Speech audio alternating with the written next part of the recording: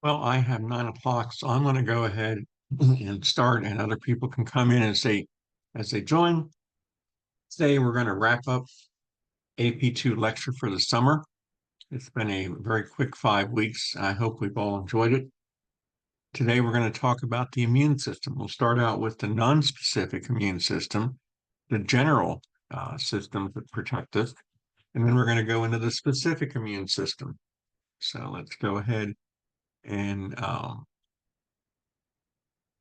bring up the correct PowerPoints here. There we go. And you should all see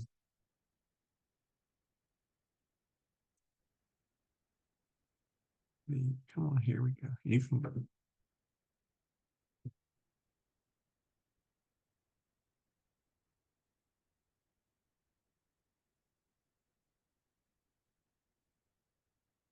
The non-specific immune system is what we're talking about first.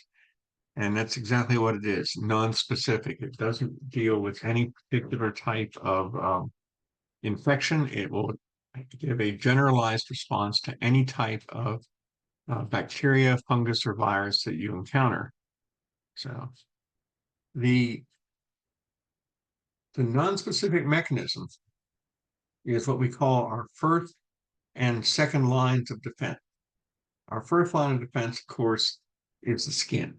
Our skin is essentially waterproof, and it is an immense barrier against pathogens of any kind. However, it's very easy to breach that barrier through various openings in our body, too. But this is the skin and the mucous membranes are our first line of defense. This is the first part of the non-specific mechanisms. The second part of the second line of defense, after you get past the skin, we have a series of proteins and general purpose macrophages and responses, such as inflammation, which I talked about yesterday. The inflammatory response is probably the best way we have of providing a non-specific approach to pathogens. So we have what we call the innate defenses. That would be our skin. We don't have to do anything. Nothing happens special. We have our barrier to physical penetration of the pathogen. The mucous membranes. The skin and the mucous membranes work together as this relatively impermeable barrier that pathogens can't get through. I mean, it really does take an injury, some sort of trauma to the skin for a pathogen to enter. Mucous membranes are the same. Now, unfortunately, we can inhale pathogens, we can ingest pathogens. Pathogens can enter through our eyes. We touch things, then we rub our eyes, and pathogens find a way in. We touch our mouth, we touch our nose. All these things provide a way to breach the system. The internal defenses are we have 5 different mechanisms. We have what are known as the macrophages or phagocytes. We have what are called natural killer cells, which tend to target cancer cells. We have the inflammatory response. We have proteins that will attack specific, non-specific bacteria. They'll attack any bacteria. And we have the generation of a fever. If we have a low-grade fever, we are actually making it more inhospitable, if you will, for the bacteria. The bacteria don't like our bodies operating a couple degrees above normal. We go to like 38, 39 degrees Celsius or 99, 100 degrees Fahrenheit. Our system gets more efficient, and it makes it more difficult for bacteria to get the minerals they need. Then we get to what we call the adaptive defenses. This is the third line. We're going to get into this after we finish the innate defenses. The innate defenses are naturally occurring. The adaptive defenses instead respond to a unique pathogen. And this is where we have our T cells and B cells involved. So the skin. Skin is a physical barrier things can't get through. We have enzymes, we have acids, and that are built into to the skin. We are essentially waterproof. The keratin that makes up our nails is resistant. Uh, the mucus that we generate um, is slightly acidic. We have oils on the surface of our skin that interfere with pathogen movement. Uh, the Our saliva is slightly acidic. We destroy uh, things that we ingest. We destroy in the stomach because of the high acid content. So, we have uh, we do our very best to protect us. And most of the pathogens that we're exposed to never bother us because they're destroyed in the oils and the sweat on our skin. They're destroyed in our mouth by the lysozymes and enzymes in there. They're destroyed in the stomach. They're destroyed even when we rub our nose or rub our eyes. The lacrimal glands that secrete tears have enzymes that will destroy bacteria. What it takes to get infected, though, is for our system to be overwhelmed, to have more bacteria present than our own innate defenses can compensate against. Or sometimes the pathogen just gets lucky. Different types of chemicals here. The mucus, good old mucus lining the nasal cavity and the trachea. It's sticky. Bacteria, pathogens get stuck in that mucus and then get brought to the stomach. The pseudostratified ciliated columnar epithelial cells are going to bring that mucus up to the pharynx, and we're going to swallow it down the esophagus and destroy it in the stomach. And if we're not getting a large dose of these pathogens, we're not going to be symptomatic. We're not going to get overwhelmed. We're going to destroy it, and we're going to be fine. Like I said, in the oils and in the sweat, we are going to be destroying pathogens. And here we're going to inhibit their growth, and that's great. I mentioned in the respiratory system, of course, the ciliated cells, and to the pathogens trapped in the mucus are going to be brought up to the throat and swallowed. The surface barriers, though, the skin and the mucous membranes, can be violated. We get cuts and scratches all the time. As long as our skin is intact, you're fine. You can place your hand down on a desktop. The desktop is covered with bacteria, maybe even viral particles, but they're not going to find a way to get through your skin just because your hand is in contact with them. Your outer barriers, your skin and the mucous membrane, are protecting you.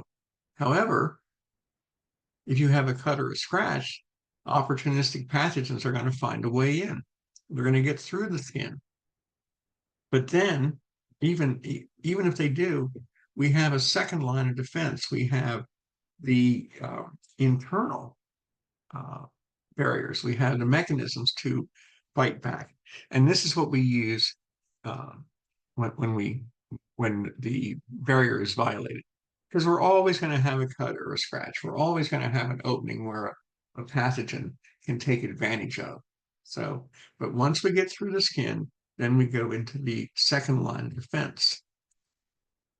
Of course, there's our trachea. There's part of our first line of defense right there. There's the pseudostratified cells. I didn't say the rest of it. Line the trachea, covered with mucus, pathogens, dust, dirt, and debris, innocuous bacteria, part of our indigenous bacteria. They all get trapped in that mucus and they're carried up to the pharynx, and we swallow it, and they're destroyed in the stomach. And that's all part of our first barrier. That's what we do. We find ways to either block or destroy the pathogens. If we find that the skin and mucous membranes have been compromised, and we're not aware of that, we have a cut or a scratch. We don't know that they've been compromised. We don't know that we've been infected right away. And we may never know because we may never be symptomatic because we depend on these 5 mechanisms here. We use macrophages. We use natural killer cells. We have the inflammatory response, which is the best mechanism we can use. We have uh, proteins known as interferons and complement. And then if we do become symptomatic, we develop a low-grade fever, which particularly in bacterial infections destroys the bacteria. So the phagocytes, these are white blood cells. These are neutrophils and monocytes. So, we talk about the white cells as our infection fighters. Well, here we are.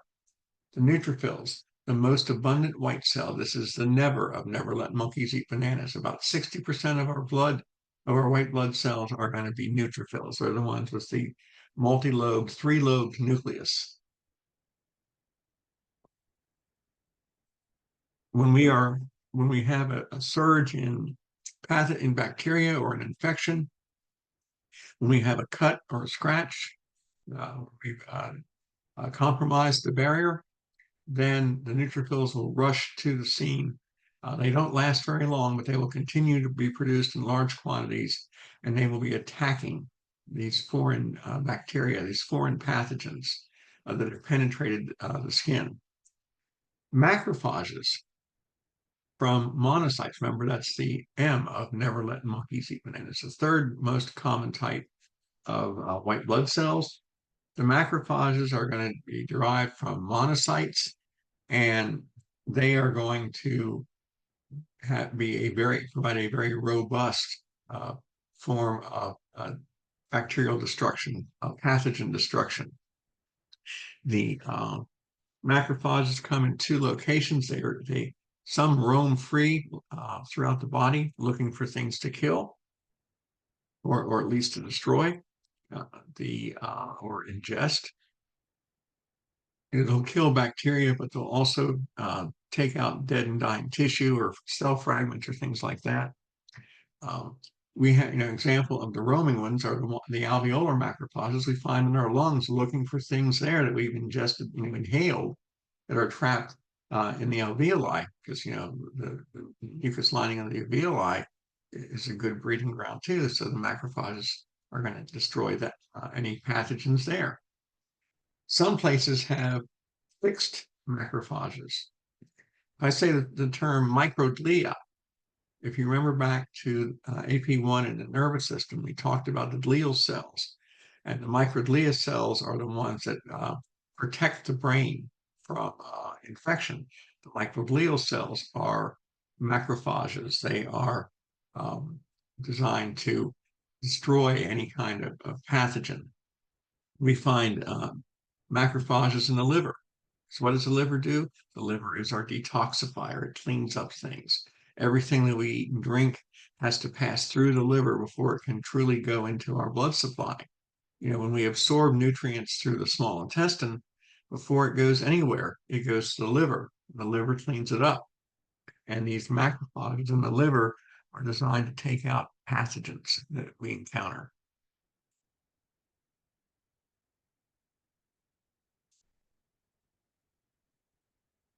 Phagocytosis is how a macrophage does its job. And you'll notice here on these videos, we can see the bacteria present there. It looks like it is rod-shaped bacteria, and we can see these macrophages, these monocytes, are engulfing the bacteria. It moves like an amoeba. It engulfs the bacteria, and then the lysosomes, remember the lysosomes contain digestive enzymes in little vesicles. The lysosomes will fuse with the bacteria, surround it, and destroy it internally to the macrophage. And so you can see what's happening there. See the cluster of bacteria on the left being engulfed by the monocytes, the macrophages. Over on the right-hand side, again, you see similar activity engulfing all of the bacteria and destroying it. And so this is how our our phagocytes are going to work. They're going to act like amoebas. They're going to surround the pathogen and destroy it. Natural killer cells. Natural killer cells are lymphocytes that we find in in our blood and in our lymph and in the lymphatic fluid.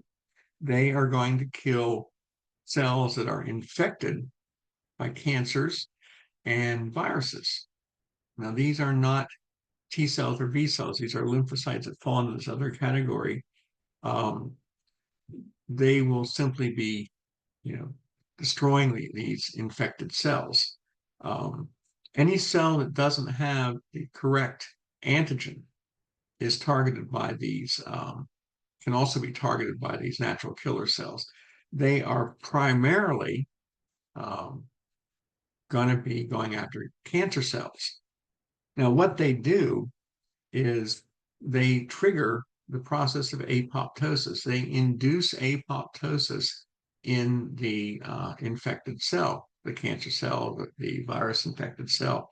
They are going to, they will approach the infected cell and they will start destroying the cell membrane, which, creating openings in the cell membrane, which then allow the cell membrane to rupture, and then the cell initiates apoptosis and destroys itself. So we call this a natural killer cell because it's actually using the cell's own mechanisms to destroy itself. They may also help out by triggering or adding to our naturally occurring inflammatory response. Inflammatory response is a major way of protecting us. So, yeah, another chemical, another protein. This is called interferon. Interferon is going to be released by the macrophages, by the lymphocytes, and by cells that are infected with a virus. Interferon is a protein that can be released from one cell that's infected with a virus. That protein will then enable the adjacent cells not to become infected. It will block the penetration of the virus. Now, in the virus is nothing but a strand of DNA or RNA surrounded by a coat of protein. And the virus will land on a target cell and inject its DNA into the cytoplasm of the cell, which the DNA or RNA will then migrate to the nucleus and enter the nucleus and add itself to the overall DNA of the host cell. And then it will tell the host cell basically to start making copies of the virus. That's what a virus does. It simply takes over a cell and directs the production of more and more and more viral particles. Viruses are not alive. They're just strands of either DNA or RNA. And so what the cell does when the cell is infected, it will, to the detriment of everything else it does, it will simply start making copies of the virus. And the cell can be so filled with viral particles that it will rupture and essentially explode and release these viral particles out to infect other cells. So you gradually start having cell destruction, and you become symptomatic. You have headache, fever, sore throat, nausea, vomiting. Depending on the intensity of the virus, you may have organ destruction, bleeding out, and death. Some viruses replicate so rapidly that the tissue destruction they causes death within 2 or 3 days, like Ebola. If the Ebola virus moved at a slower pace, many individuals that would be exposed to Ebola would survive. As it is, Ebola uncontrolled has a 95% mortality rate. Now, but if you're exposed to a virus, there's a cell infected with a viral particle, the infected cell will start producing interferon. Now, the interferon will then migrate to adjacent cells. Now, what you're seeing here in the animation, let's get it to you. Once it starts over, I'll explain it a little better here. Here comes your virus. Protein coat surrounding a strand of DNA. There's your target cell. there's the nucleus of the target cell. It could be any cell.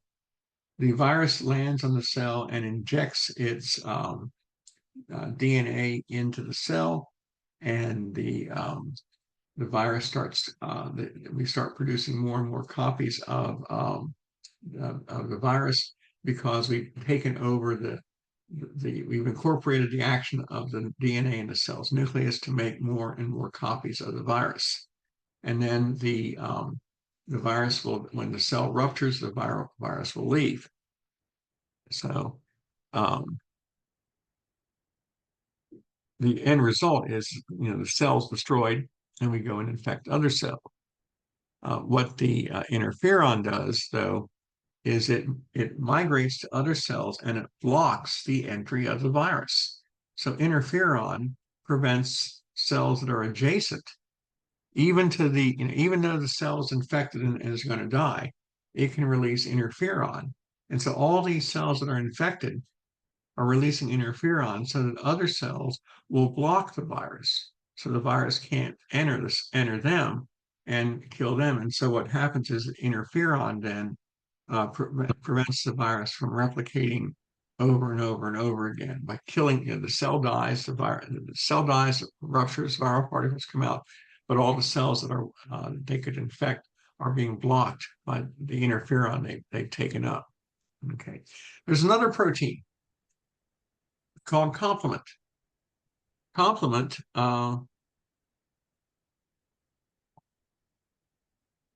works very well for controlling pathogens.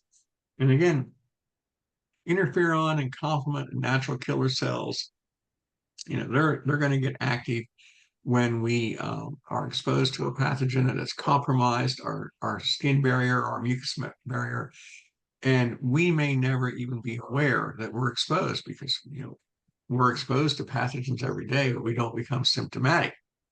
Well, complement's another one of these devices. Complement is a plasma protein, just like interferon.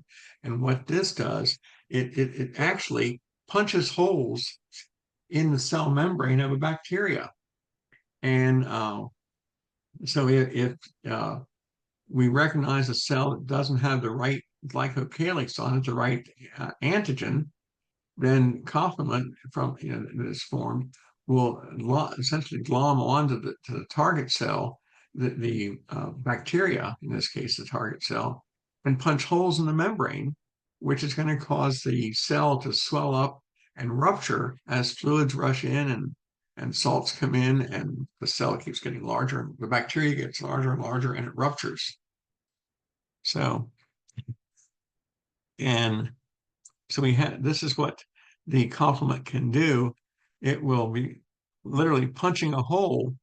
We can go into all the details if you want to, but it starts out by releasing histamine and and essentially the combination of the histamine and other macrophages here punch a hole in the targets in the bacteria like this. There's the hole that has been punched in, causing water and salts to come in, and the bacteria just explodes. Pretty elegant little process here. Of course, we see how it's working right here. This is a simpler this is a much more understandable diagram. There's your complement landing on the bacteria. Salt and water come into the bacteria, it swells up and it ruptures, and then the bacteria is dead. So this is what complement does. So interferon, the other plasma protein, blocks the entry of a virus. Complement destroys the bacteria cell itself before it can keep reproducing. So both of these are non-specific. It doesn't matter what virus it is, we'll produce complement. It doesn't matter what bacteria we have, we will destroy it with complement. Interferon for viruses, complement for bacteria.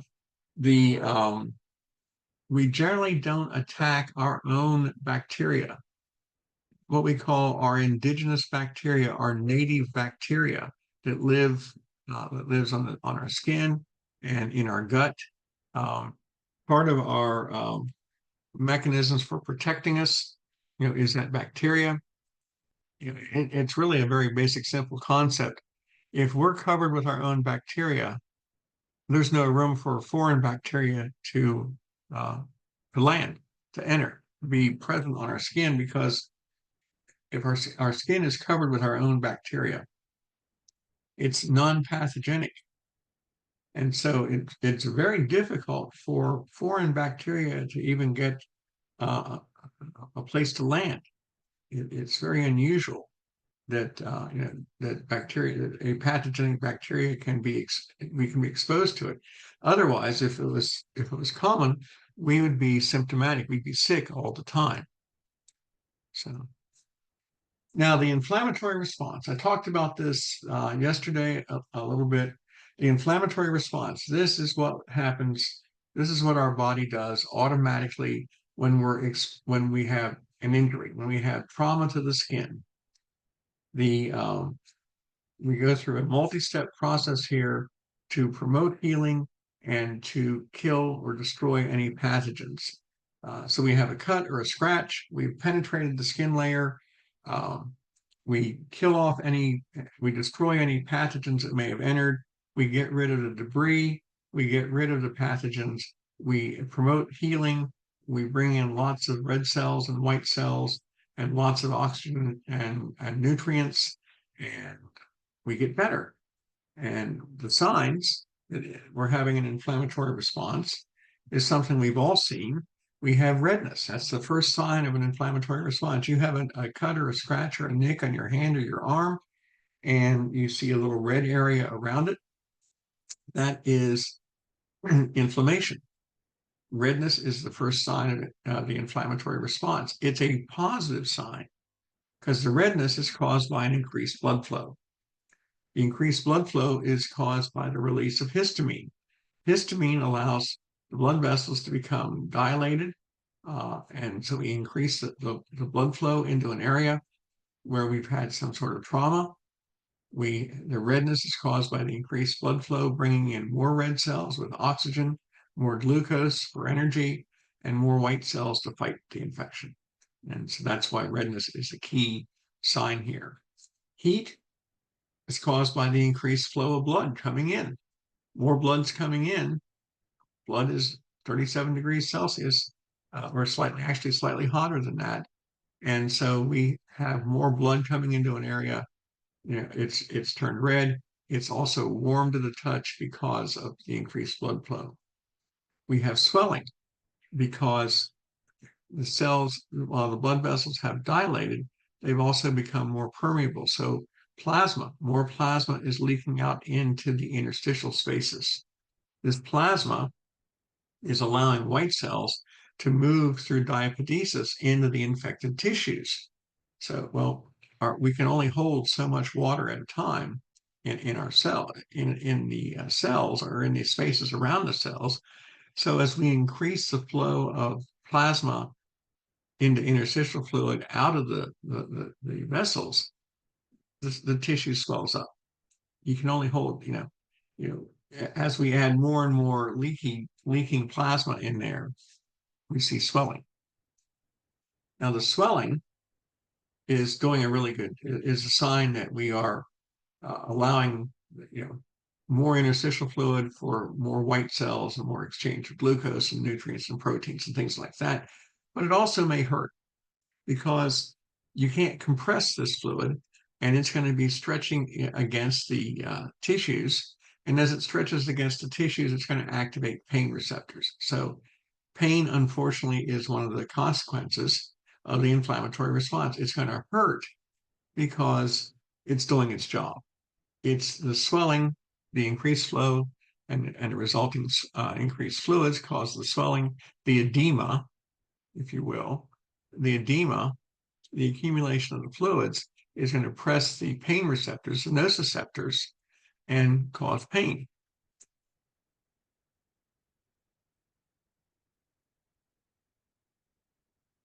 So inflammation is a temporary response. Here we see a laceration on a foot. You see swelling, you see redness. Um, You can't see the pain, obviously. You can't see the vasodilation, but we know it's there because of the redness. The redness is due to increased blood flow. The swelling is caused by increased permeability of the blood vessels, allowing more plasma to leak out and become interstitial fluid. That gives as I said, it gives the white cells a mechanism for diapedesis. It also brings in more plasma proteins, more glucose comes in to promote healing, and of course, more red cells to bring in more oxygen.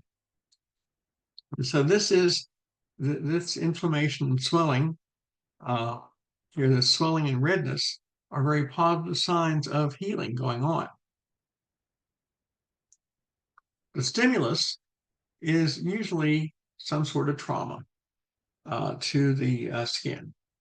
So we when we get a cut, a scratch, something happens. We get scratched by your dog. You're playing with your dog. You get an insect bite or something like that. The initial stimulus will cause the release of histamine and heparin. Histamine is a very, very powerful vasodilator. And so we dilate the arterioles, we increase the blood flow going into the capillaries. And it's localized. It's not a systemic response, it's localized. This causes more blood to come in, to move into the targeted area. Increased blood flow makes the area red. It shows up on the skin. It is going to turn red because of the increased blood flow. It's going to become warm. You may not be able, depending on the patient's skin color, you may not be able to determine the redness, but you can be able to feel the warmth here because increased blood flow, you're bringing in more hot blood to the area, so you'll feel it'll be warm to the touch. Now, the but a problem though, so we know from the clotting pathways, the intrinsic and extrinsic pathways for controlling bleeding. You have an injury, you're bleeding out. Well, you're going to try and start stopping that. You don't want to, you don't want to lose blood. Well, that's sort of going to work against the inflammatory response. So this is where heparin comes in. Heparin is an anticoagulant. Heparin will prevent clotting. It will interfere with the clotting process because we do want to have increased blood flow to this region. We'll put a clot in just to plug the hole, but we're also going to not restrict the movement of blood into the area. We want to bring in lots of red cells. We want to bring in white cells. We want to bring in plasma proteins. We want to bring in glucose and oxygen. We want to be able to use the white cells to take out the pathogens, to take out the damaged cells, the dead cells, any debris. And we want to promote the healing with the glucose and the oxygen. And so we use the heparin to overcome, to restrict the clotting factors, the intrinsic and extrinsic pathways. We let a clot form at the site of the injury only, but we still allow blood flow to come in at a higher rate. So the clot, actually, in addition to stopping blood flow, tends to limit the movement of the pathogen too. A lot of this is just a physical activity. You're penetrated by some sort of sharp instrument, or maybe the ubiquitous rusty nail. You step on a nail, well, okay.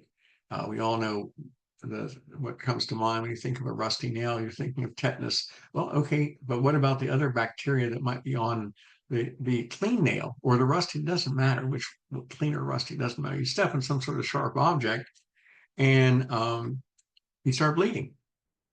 Well, the clot forms around the initial site of the injury.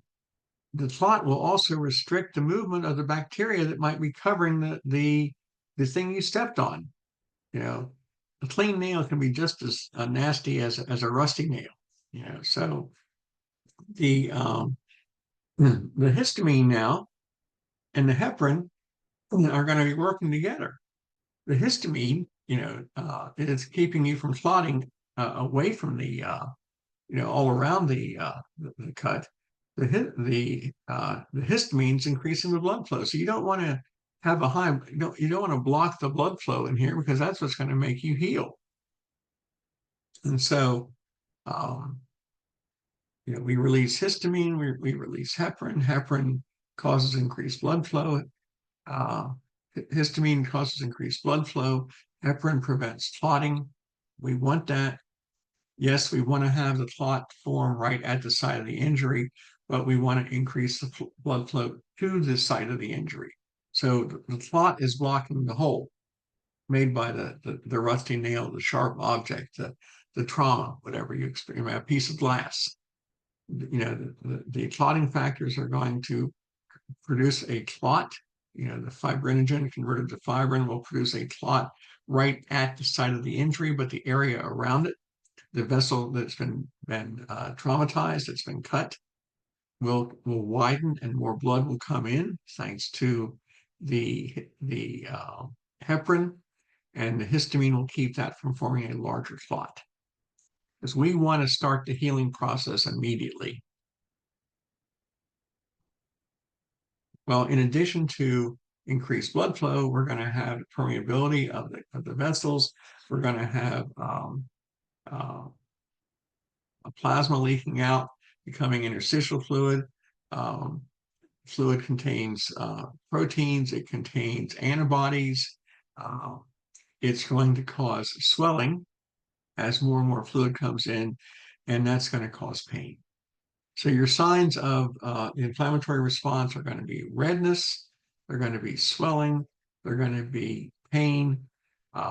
There's going to be let me just run through them again for you. You have, oops, too far. Redness, heat, swelling, and pain. You're going to see redness, if you can, in tissues. You would, because of increased blood flow, you're going to have heat. Heat you can determine regardless of skin color because it's going to be very warm because more blood's coming in. You're going to have swelling due to edema, retention of more fluid coming into the area, but that's a good thing. That swelling is a positive response. It means we're bringing in more fluid into the area of the injury so white cells can travel through it.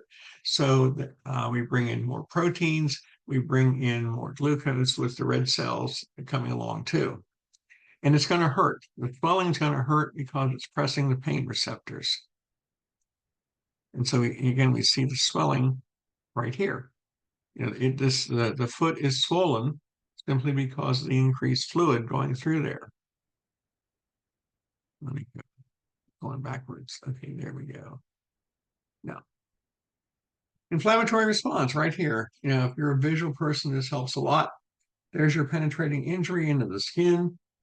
We've exposed the basement layer of the lining of the vessel, and we dragged in a whole bunch of foreign bacteria with it. Well, of course, we know that that's going to trigger a clotting process, a platelet plug and a clotting process around the actual point of trauma. But the inflammatory response will increase the blood flow to bring in more white cells.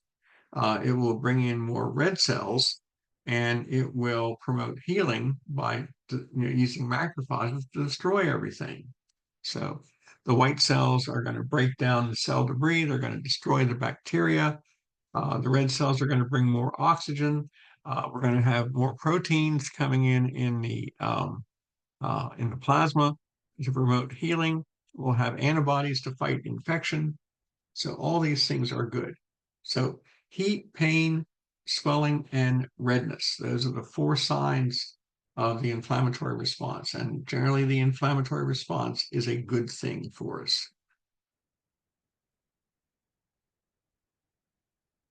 And the if you'd like to see it spelled out carefully. The neutrophils, the first cells that come into the site of the injury, are the neutrophils. The neutrophils are going to respond to the injured cells, and they're going to be throwing themselves at the bacteria to try and destroy the bacteria. The neutrophils will enter the area through diapedesis. Once they get to the bacteria, they're going to attack. Um, how they get to the bacteria that are present? Well, the neutrophils are released by the bone marrow. They enter through the vessels. They cling to the side of the vessel walls, and then they ooze their way through by diapedesis into the target zone where the injury is, and then they are actually attracted to the injury site, chemically attracted. So we form the number one white cell that we see here are the neutrophils. They'll form in the bone marrow, uh, uh, gather on the insides of the capillaries, push their way through into the tissues through diapedesis, and then attack. And as they say, the neutrophils will die fighting. They will attack and attack and attack until they're exhausted and more neutrophils come along. So, and there's our response to the injury. Here comes the white cells. You'll see the white cells here. They're marginalized by being along the edges of the blood vessel, and they ooze through diapedesis into the target area, and then they will engulf the bacteria.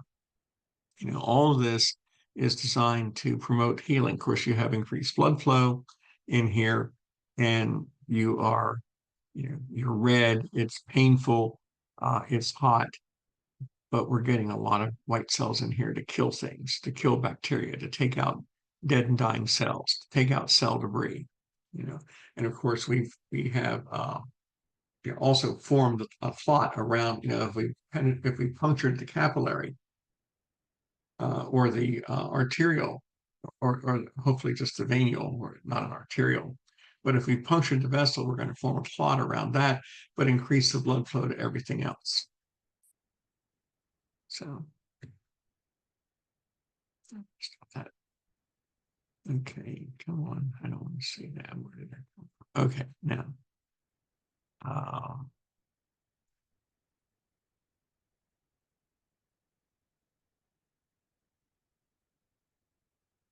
There's another protein here called C-reactive protein. This is a marker for inflammation. When we have an infection, our liver produces C-reactive protein. The C-reactive protein is going to be used to essentially identify foreign antigens on a bacteria. It's sort of like highlights it, or like a big arrow pointing at it, if you will. It can be used to identify cells that need to be destroyed. C-reactive protein produced in the liver moves to the site of an injury. It will be used to target cells for destruction. It's also a good assay to determine if there's an infection going on, because the C-reactive protein values are up, as we call CRP. If these are up, it indicates there's an infection going on somewhere in the body. You may not see any visible signs of an infection on the surface of the skin, but if the CRP values are up, it means there's an infection going on somewhere, somewhere that is internal. So now the CRP is doing its job. It's targeting cells for marking and saying, hey, this is a foreign antigen. We need to destroy this. But it also does a very good job for us in identifying the fact that we have an infection going on. Okay. Another one of the non-specific mechanisms is a fever. We've all had fevers. We know what a fever feels like. We feel warm. We feel uncomfortable. We feel lethargic. Yes, those are all the signs of a fever. Our body temperature is up. When our body temperature goes up to what we call a low grade fever, the hypothalamus is our natural thermostat in our bodies. Our hypothalamus is designed to regulate our body temperature at 98.6 or 37 degrees Celsius.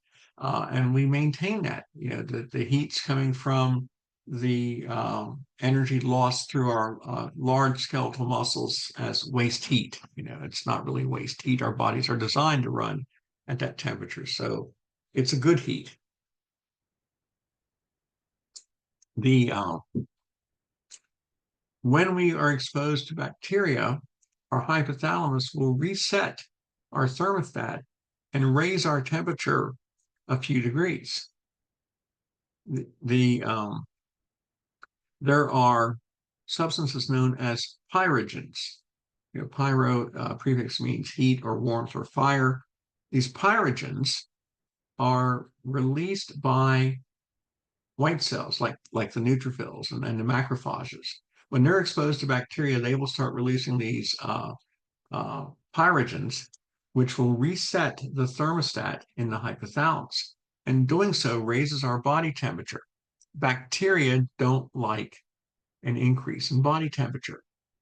Now, low-grade fevers are part of this process. If we raise our temperature 1 or 2 degrees and, um, just enough to make us feel uncomfortable, that's what this low-grade fever is doing. It raises temperature just slightly enough to make our cells become more efficient. When our cells fighting the infection warm up just a little bit, it's like warming up your car engine. Your car engine is more efficient when it's warm. Our muscles are more efficient after they've warmed up. That's why we have warm up exercises. The the whole body becomes more efficient in repair and fighting bacteria. Our metabolic rate increases, so we're releasing more thyroxine from the thyroid gland. So we are more efficient than in attacking these bacteria. We feel uncomfortable because we're a temperature, we're a degree or two warmer than we were before, but we are more efficient in what we're doing. Plus, an increase in temperature, and this is an important point, the liver and the spleen will start sucking up zinc and iron. Why zinc and iron? Well, bacteria need zinc and iron to continue to metabolize themselves. And so if we are sequestering zinc and iron, we're depriving the bacteria from the minerals they need. And so now you have a second effect here. The bacteria are essentially starving thanks to the absence of the zinc and iron, and our macrophages and neutrophils and our entire metabolic rate is more efficient in destroying the bacteria. Low-grade fevers are actually very beneficial for us. High-grade fevers become very dangerous. So if we go up to, excuse me, I'm not getting symptomatic. High-grade fevers can cause damage to our enzymes. Many of our enzymes are very temperature sensitive. They denature if they just go a few degrees above normal body temperature. And so we don't want that. We don't want to see someone with 100, 405, 106, 107 because of the damage it does to the cells and to the enzymes. Those are very, very dangerous. Low-grade fevers, on the other hand, are fairly beneficial. So, okay, that is the end of the non-specific mechanisms. I'm going to stop here just for a second. And we can go ahead and I'm going to go into the specific mechanisms here. And so go into the immune system. Specific. Okay, let me bring this up. Okay. So this is the third mechanism here. It is our third line of defense. If the pathogen has gotten through the skin, and has gotten through the mucous membrane. And our general purpose, non-specific mechanisms like the inflammatory response, or the a fever, or the natural killer cells, for example, can't keep up with it. Because bacteria, we become symptomatic when a bacteria or a virus multiplies faster than we're tearing it down. We become symptomatic, because we're exposed to pathogens all the time. And most of the time, nearly all the time, we're not symptomatic. We don't have a fever. We don't have a headache. We don't have nausea or vomiting. Um, we don't have a sinus infection. We don't have strep throat, any of these things that happen. But when we do experience symptoms, that's why I say symptomatic, it's when we are becoming overwhelmed and our immune system has to dig deeper to fight back, and so we can usually recover from most pathogens if the pathogen, if we can ultimately overwhelm the pathogen. Now, many pathogens that we've been exposed to in the past, we don't even know we've been exposed because our adaptive specific defense, the third line of defense, responds so quickly that we're not even aware we were exposed. It's sort of like when you get a flu shot, and you're not supposed to get the flu from the flu shot. That just, if you got a flu shot and you got the flu right after the flu shot, it's because you'd already been exposed at some point in the previous 2 weeks and didn't know it. What a flu shot does is simply trigger an immune response without any illness. And so you have the protection so that every time you're exposed to a flu virus, the flu virus is destroyed before it can multiply. That's simplifying it. We'll talk about that more here in a few minutes. So what does the adaptive immune system do? This is our specific mechanisms. It is designed to identify not general bacteria or general pathogens, but specific pathogens and give you a tailored response to a specific pathogen.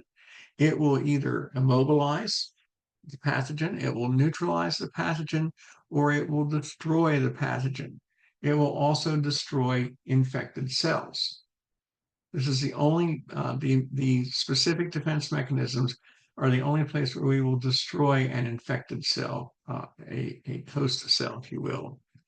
And it will take advantage of the inflammatory response again and enhance that response.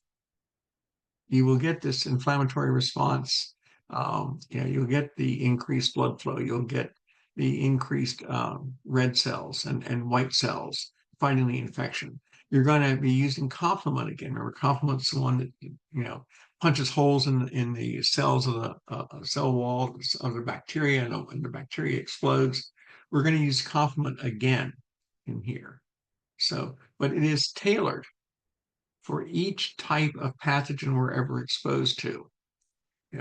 You may have protection against the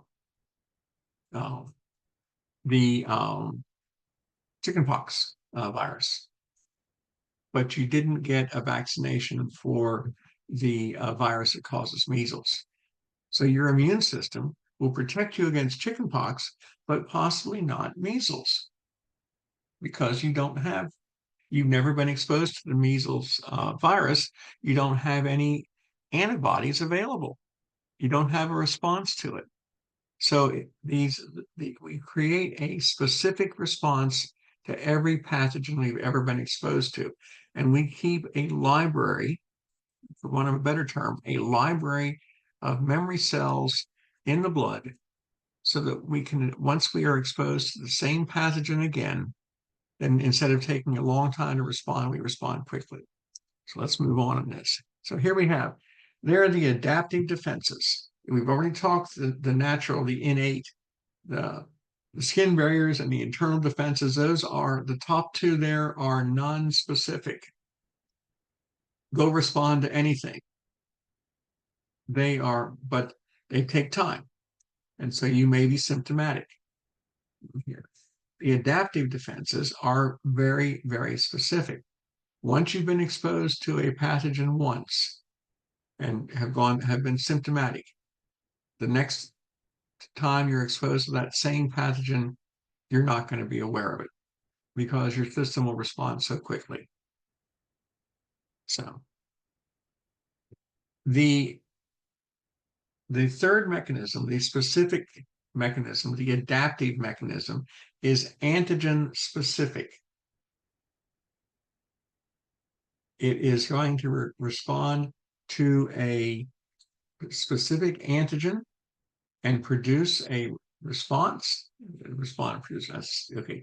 It will recognize a foreign antigen, produce a response to immobilize, neutralize, or destroy the pathogen, and then retain that response in memory.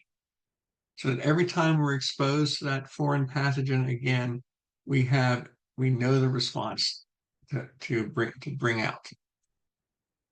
Now there are two approaches to this specific mechanisms. We have the antibody or the humoral or antibody immunity generated by our B cells, B lymphocytes, or we have cellular immunity from our T cells. So we use the B cells and the T cells together to give us our specific responses. Because it would be foolish to think that once you've had a flu shot, you're never going to be exposed to that particular flu virus again. Just go to Walmart in December when it's packed, wall to wall, and you've got people coughing and sneezing and breathing and touching things all over the place. People are carrying the flu virus particles and aren't aware of it. You don't get a big red V stamped in your head when you have the virus in your body. But if you've had the flu shot, you're immune. Usually, in most cases, nothing's 100%, but you're immune. Now, if you're thinking that I got my flu shot and I must never have been exposed to the flu because I never got sick. Well, no, you were probably exposed to the flu virus countless times, but your memory of your immunity responded so quickly you never knew it. So we have our B cells and our T cells here that are going to be providing us with the immunity we need from foreign antigens. And I can't emphasize this enough. Foreign antigens that we identify, and every time we're exposed to a new antigen, we produce a response. And we store the memory of that response in our blood, in a library, if you will, so that every time we do encounter that particular pathogen, we have an instantaneous response. So our cells are going to be the T cells, the T lymphocytes. They are the cell-mediated arm of immunity. That is the cell-mediated side. They do not produce antibodies, they kill things. The B lymphocytes are the humoral immunity. The B lymphocytes produce antibodies. So T cells kill things, B cells produce antibodies that they use to target. Bottom line is the antibodies target the pathogens for destruction or immobilization or neutralization. So the T cells and B cells have to work together. There's another type of cell here called the antigen presenting cell. What these do is whenever they encounter a foreign antigen, they will essentially present a fragment of that foreign antigen to a T cell and a B cell to say, hey, look what I found, essentially. You need to respond to this. Okay, lymphocytes. Lymphocytes, B cells and T cells come from the bone marrow. They become immunocompetent in the bone marrow, then they're B cells. If they become immunocompetent in the thymus, they are T cells. What's happening here when I say immunocompetent? they are taught to recognize every antigen on all the cells in the body. Essentially, they are so if they react to our normal antigens on all, every cell in our body has glycocalyx structures sticking up as self-identifiers. If the T cells or B cells respond aggressively to a cell with its antigens, then it's destroyed. The thymus gland and the bone marrow select out for T cells and B cells that will not react against our own cells. That's becoming immunocompetent. That's what that means. So by the time we're about a year old, we have T cells that recognize us as us. We have B cells that recognize us as us. So we are immunocompetent. We recognize our own cells. Now, this does create a problem because in males don't start producing sperm cells, a brand new cell as far as the immune system is concerned, until puberty starts, say 11 years old, 12 years old, somewhere in that time frame. So we sequester sperm production in the testes behind a barrier that doesn't allow the antibodies to identify them as the T cells or B cells to identify them as foreign. So otherwise, then the T cells and B cells would identify sperm cells as a foreign cell, and there would be the sperm cells would start getting destroyed in the male body. The female body doesn't have that problem because the female has had her eggs since before birth. And so the antigens on the eggs are considered part of her natural part of her body. Okay. Now, T cells. Again, as I said, T cells are going to undergo immunocompetency. They're going to be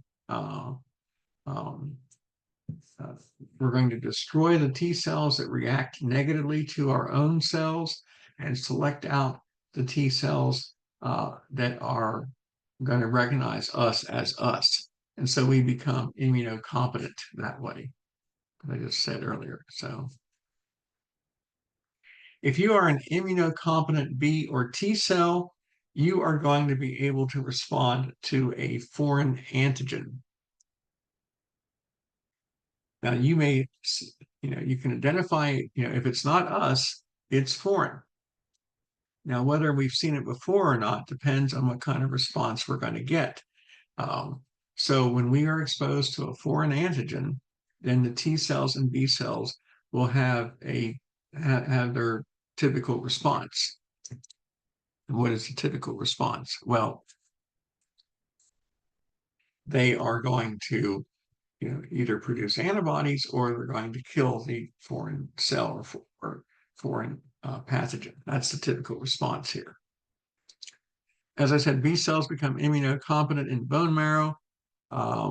We select out for the ones that don't attack our own cells with our own to have our own antigens.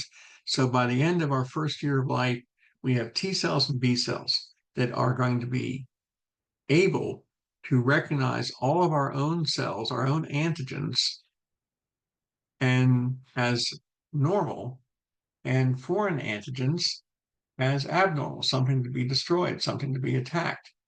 When we have an autoimmune disorder, what that essentially means is that for some reason, the T cells or B cells or both are failing to recognize our own normal antigens on the surface of a particular type of cell.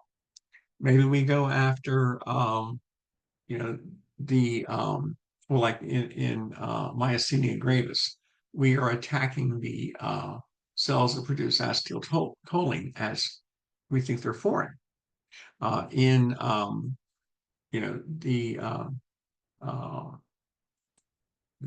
thyroid disorders, we recognize Hashimoto's disease. Hashimoto's disease, we attack the thyroid gland. In Graves' disease, the antibodies are formed that mimic TSH. So There are numerous types of autoimmune disorders where we attack our own cells. And of course, there's always the issue with transplants too.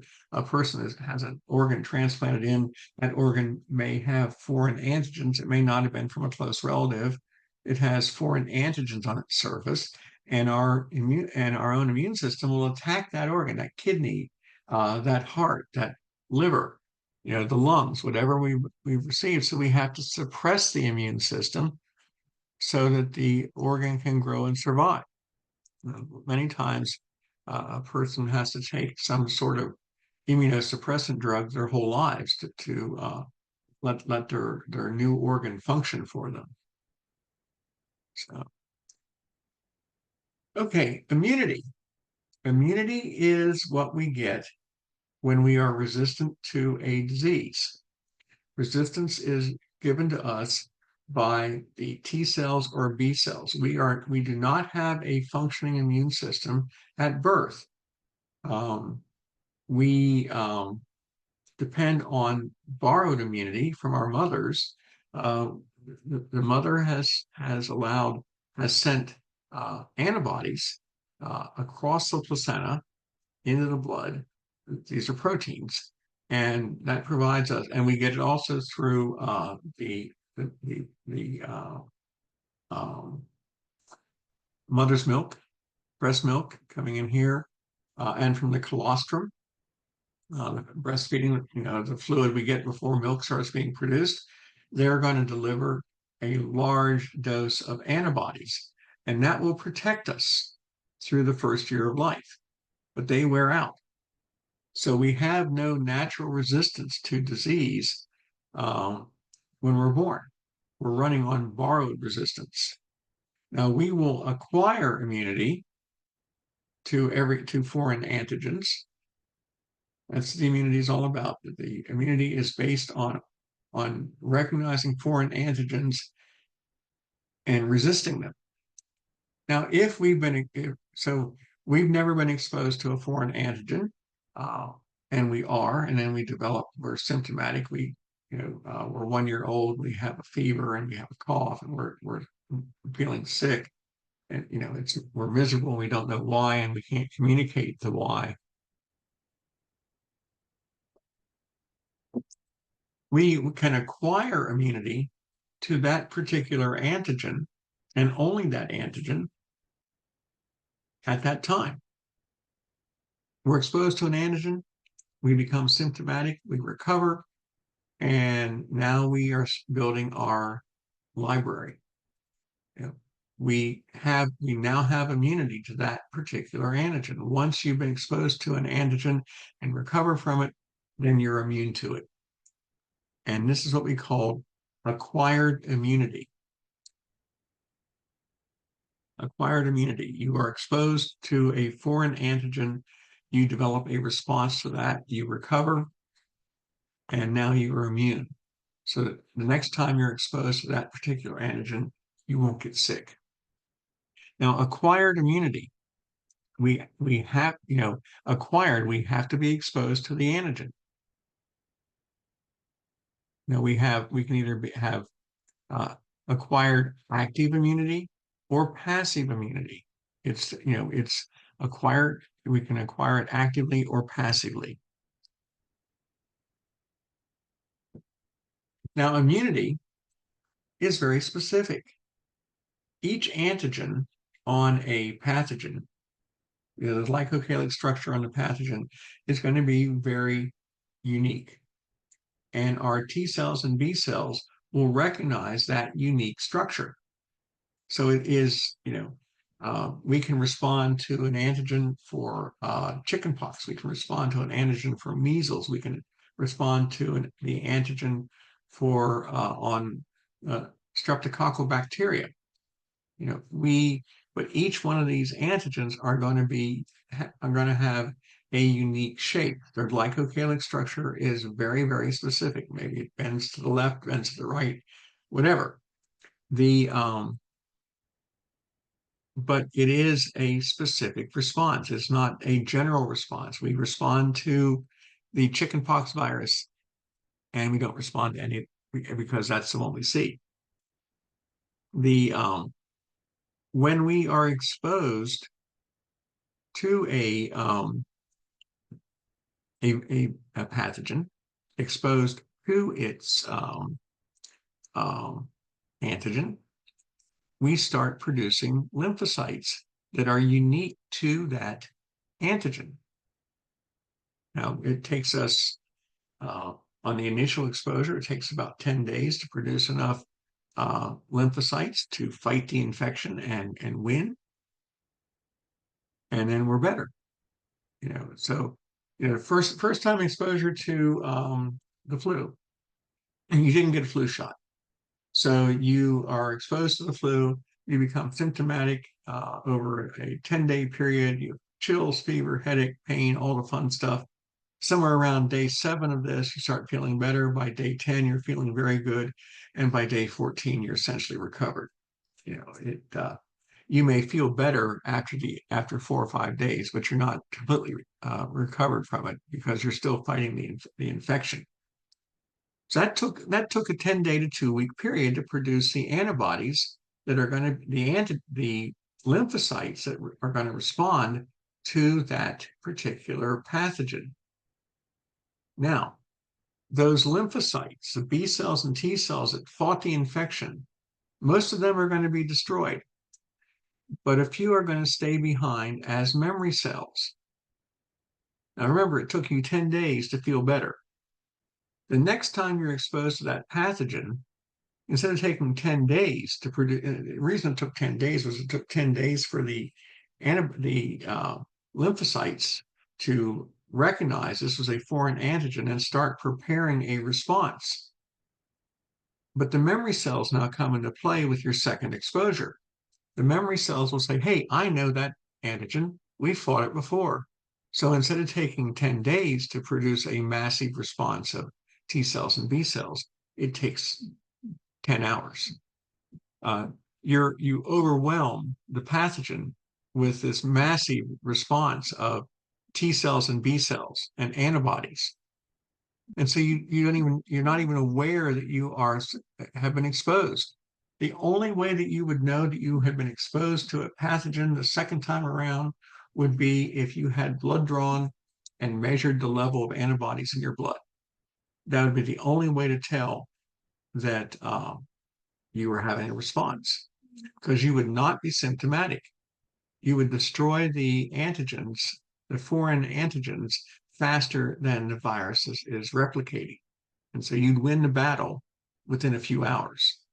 Never even know that you were sick. That's what the memory cell does. Memory cells allow us to have an almost immediate response to the presence of a pathogen. But it generally requires the first exposure to the foreign brand new antigen that you've never seen before, with that 10-day lag to build antibodies and stimulate T cells and B cells before you can have the rapid response the next time. And of course, one of the best parts about the T cells and B cells is that they will retain the memory of each pathogen they're exposed to, and they will continue to not attack your own cells. So active immunity. So we have acquired immunity can be active or passive. So acquired immunity, we get it from somewhere. We get it from exposure to the pathogen. We get it from borrowed immunity from our mothers through the passage of antibodies through the breast milk and through the placenta. Active immunity. Active immunity, acquired immunity comes in many forms. It's either an acquired immunity, we borrowed it, or we've earned it. So if we've earned it, we consider it active. Active immunity is the result of exposure to the antigen. Now, did we get a flu shot? The flu shot doesn't have the virus inside. It essentially has the protein coat in there, and the protein coat has the antigens. Now, the protein coat with the antigens isn't going to make us sick, but the antigens are going to trigger the response. We're going to have our immune response triggered by those foreign antigens on the protein coat. No virus inside, so nothing to make us sick, nothing to try and take over the cells, but our immune system, the T cells and B cells, will respond to that foreign antigen in the vaccine and say, hey, let's produce a bunch of T cells and B cells and antibodies in response to this. Well, we're not sick, but then we retain memory of that. So we have what we call active immunity. We have active immunity that we have either gained from being exposed to the antigen naturally. We've been sick. We get exposed to the flu one time. We produce our immune response. That's what we call natural active immunity. Naturally acquired active immunity. We're exposed to the pathogen. You get chickenpox, you get measles, you get mono, you get any type of viral disease that you can think of. Like typical head colds, usually caused by what we call a rhinovirus. Rhino refers to the nose. So you have this response, and you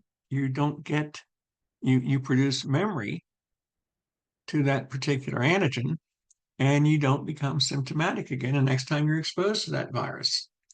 This is naturally acquired active immunity.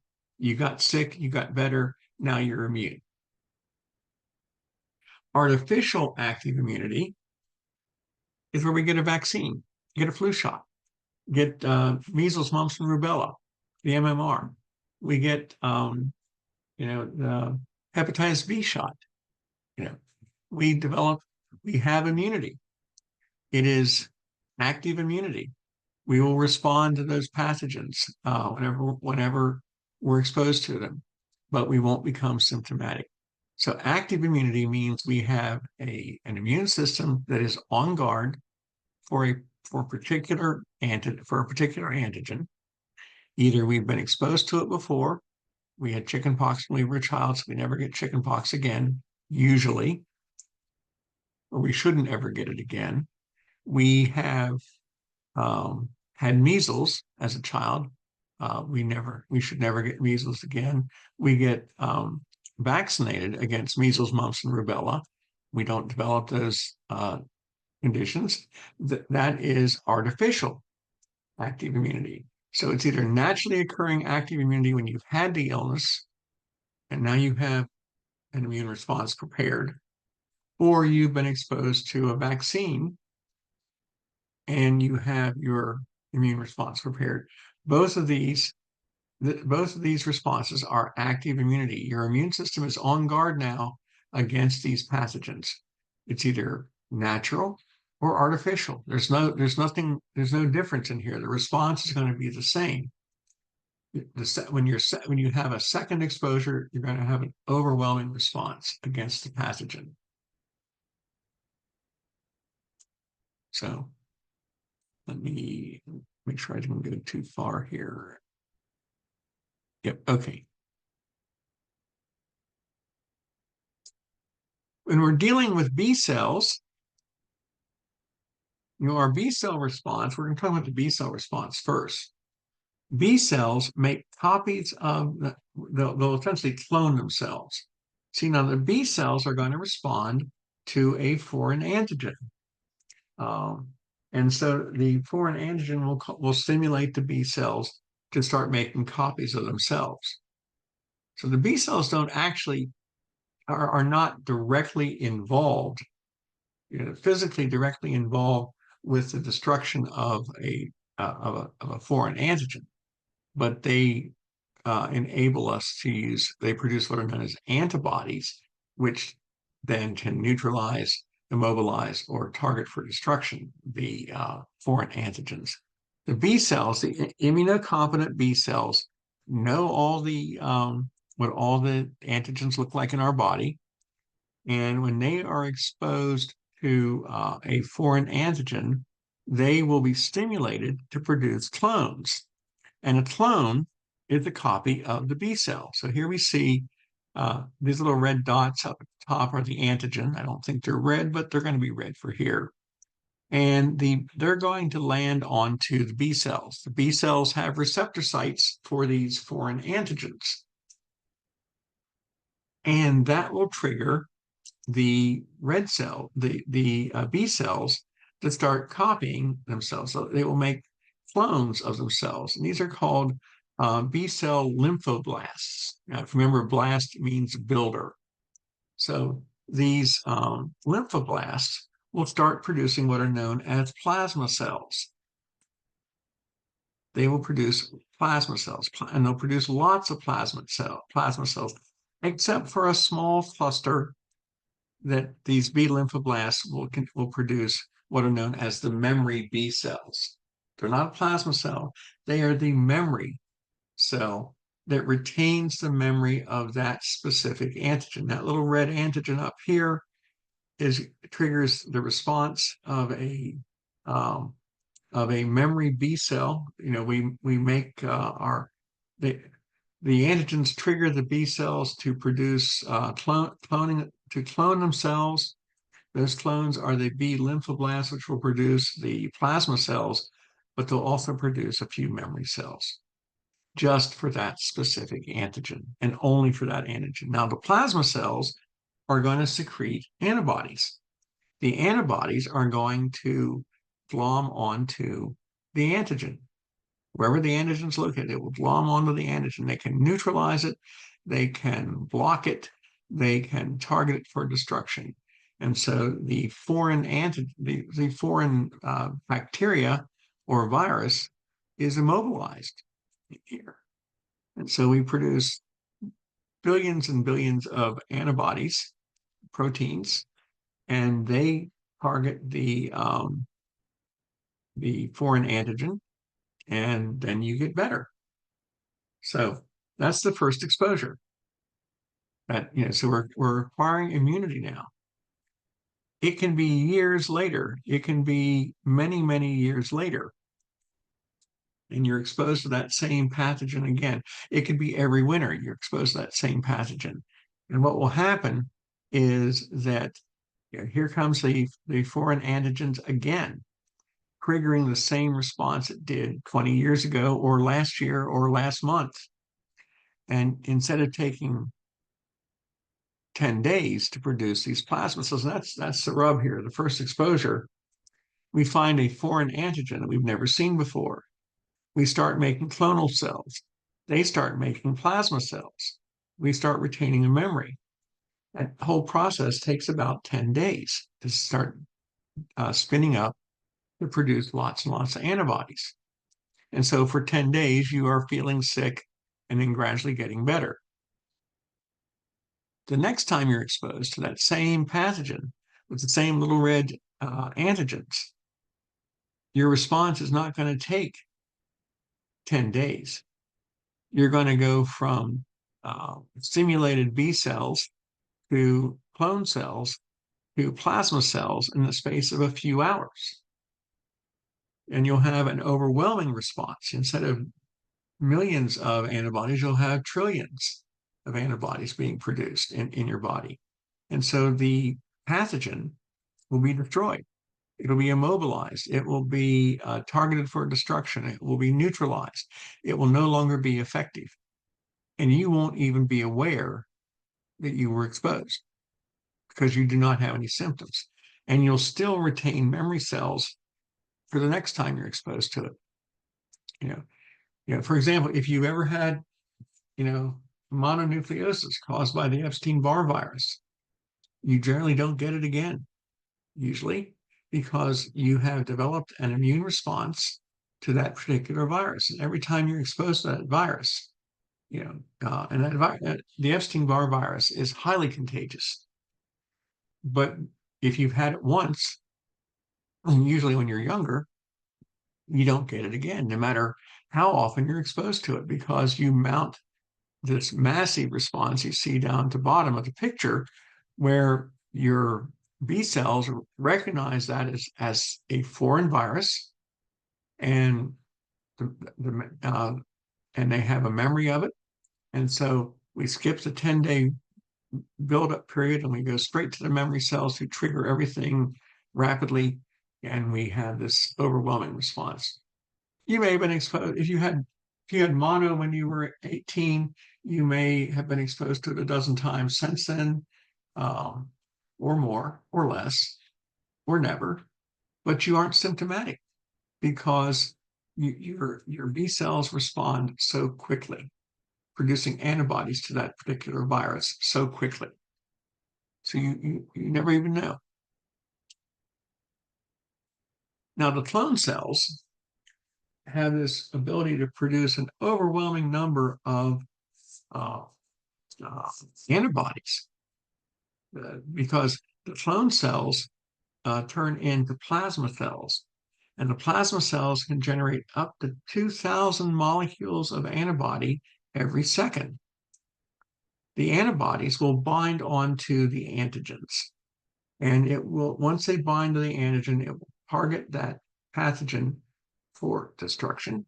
It will interfere with the ability of the pathogen to bind to the host cell. It will neutralize the pathogen. And so this is how antibodies work. Antibodies are a protein, and this is a specific protein that will go after um, these particular pathogens, and you know they won't destroy the bacteria, they won't destroy the virus. They'll target them for destruction by the white cells, or they will simply make them non-functional. So, okay, let's take a real quick 5-minute break here, and we'll come back and finish up our our specific mechanisms here.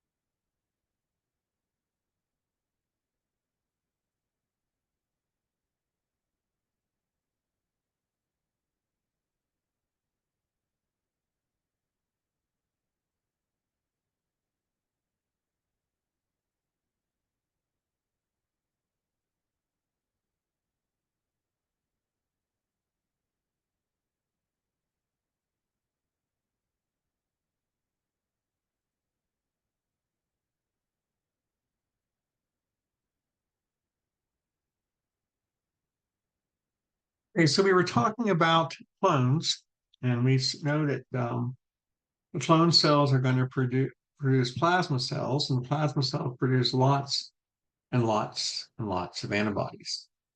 And then after we're done, after we made the antibodies, then the clone cells are destroyed. And then the ones that clones that the plasma cells are destroyed, and the ones that didn't become clones or plasma cells go into memory cells. There's a few hundred that will stay behind in the library, if you will, in our blood.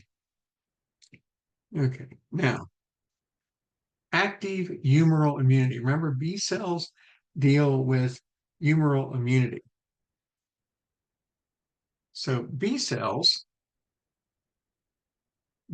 respond to an antigen. B cells then produce plasma cells, and plasma cells produce antibodies, and antibodies respond to the antigen and block it or target it for destruction or immobilize it.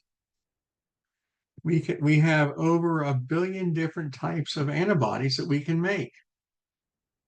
Throughout our lifetime, we are constantly making new antibodies every time we're exposed to a pathogen that we've never seen before. Now, if we acquire this pathogen naturally, we're exposed to it environmentally. Someone coughs on us, we drink something, we touch something, and we allow this new pathogen to enter our body. We will have, active immunity, active humoral immunity from the B cells. We've been exposed to a bacteria or a virus. We recognize the antigen that's foreign, and we produce antibodies. So that is how our B cells work. Whenever we're exposed to a pathogen that we've never seen before, we are going to produce antibodies. When we see that same pathogen later with the same antigens, we will have a much faster response.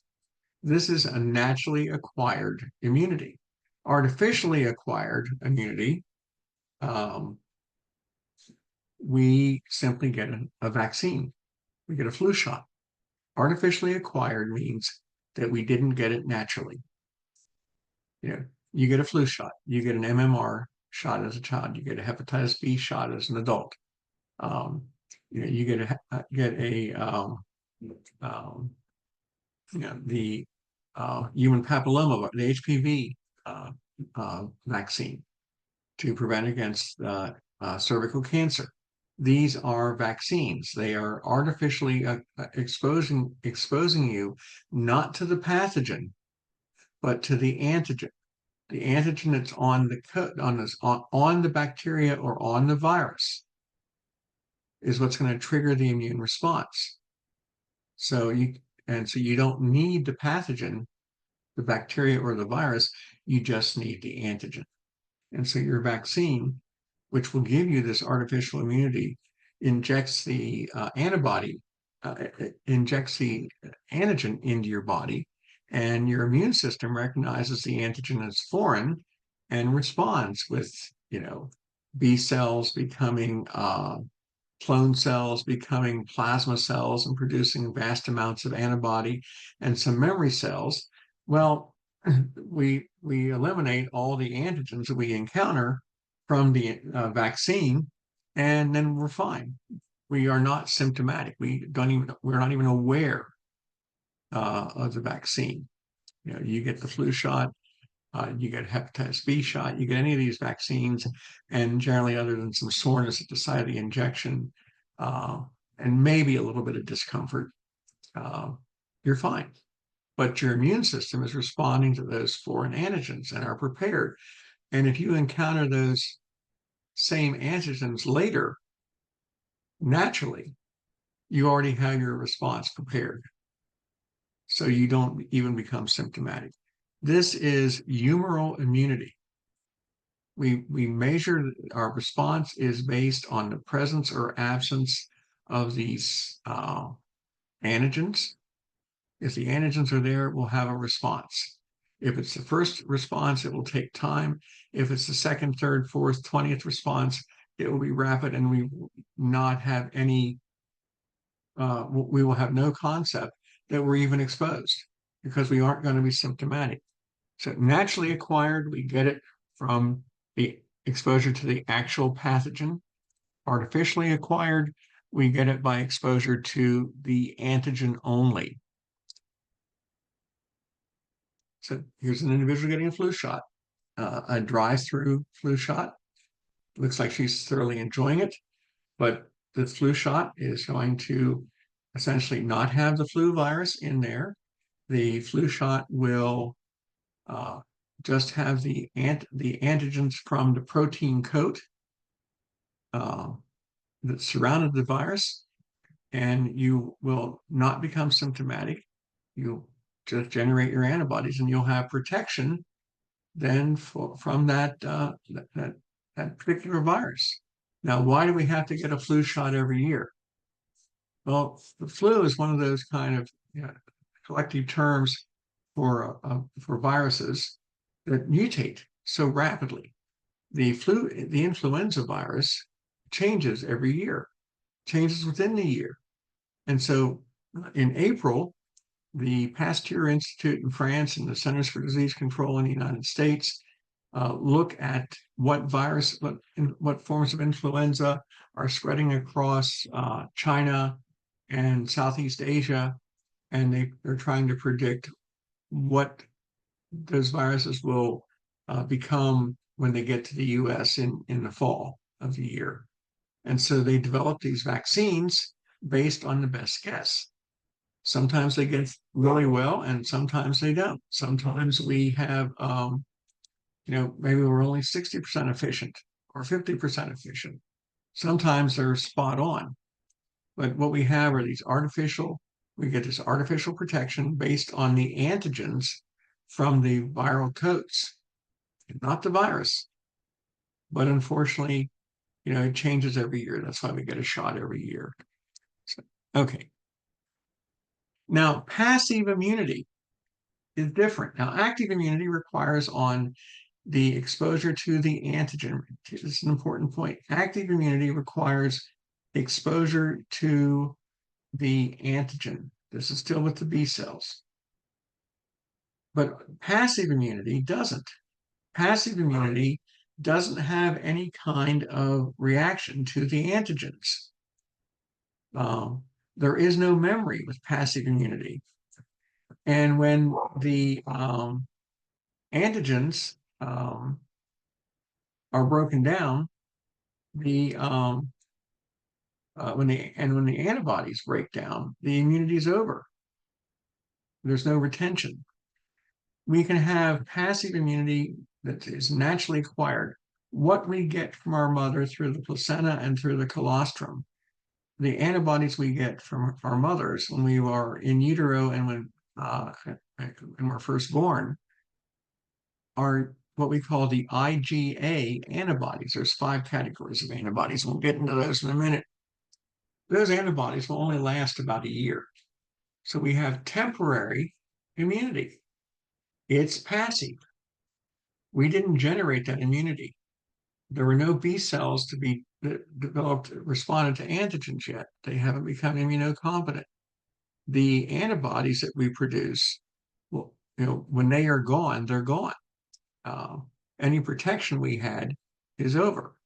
So that is a naturally acquired passive immunity. It's temporary immunity. It's borrowed immunity. We borrowed those antibodies from our mother. Now, artificially acquired immunity comes from taking plasma from an individual who has already been exposed to a pathogen, who has the antibodies in their plasma, and taking that plasma and injecting that into another individual to give them a temporary immunity.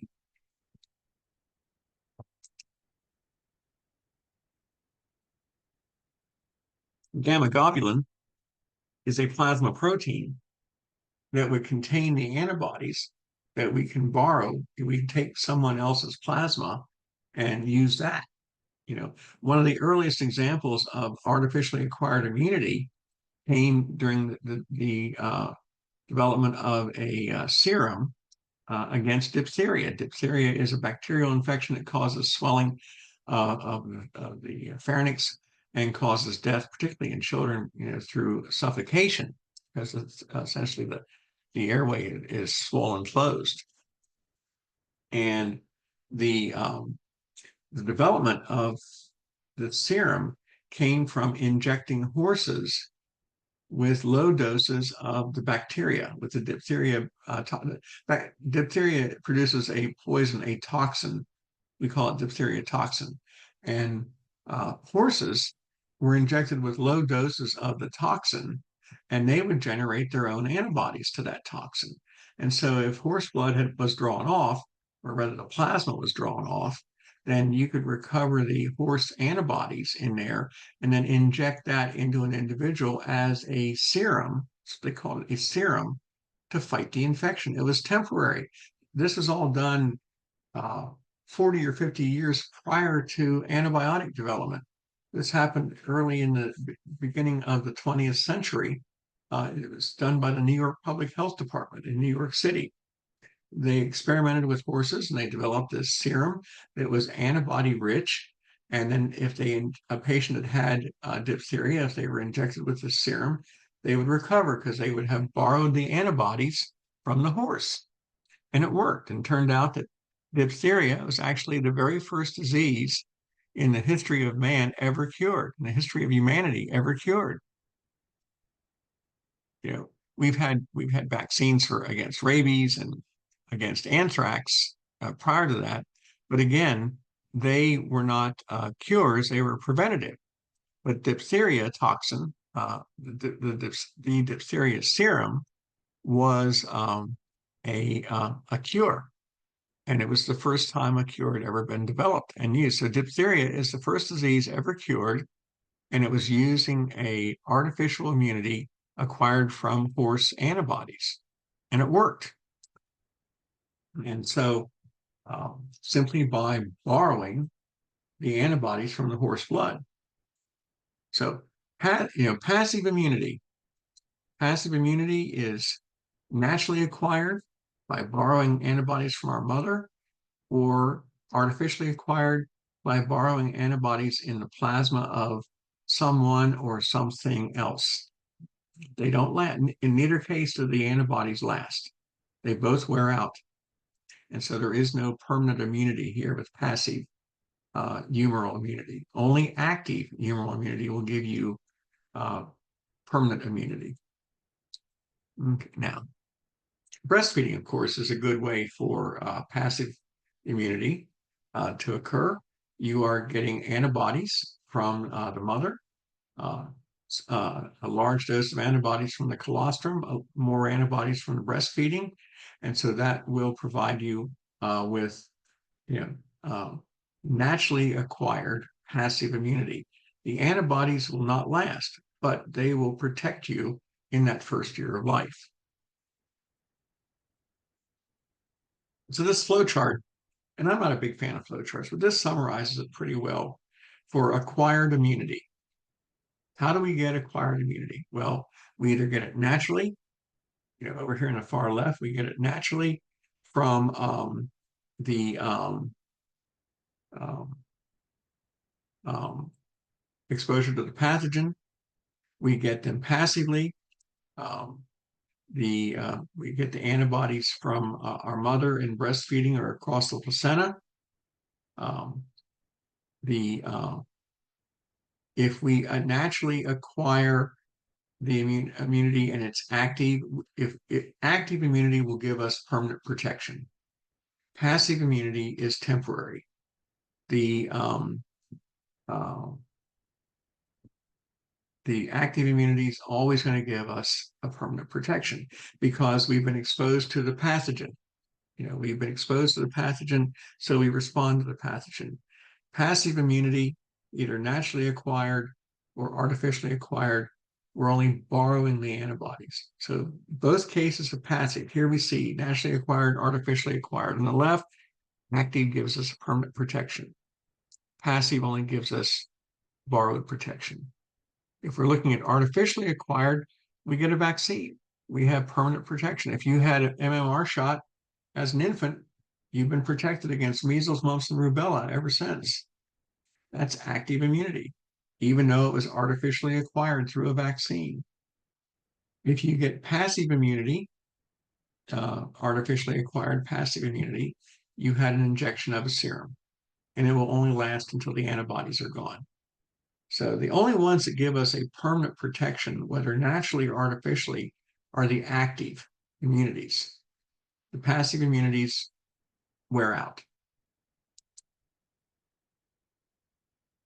Now, our exposure time and our response time for our primary response has a time lag of about 10 days from the point of exposure till we start feeling better.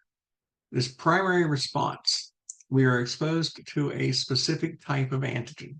Okay, so we have, whatever the pathogen is, we recognize the antigen as foreign. We've never seen it before, and it takes up to 6 days for the B cells.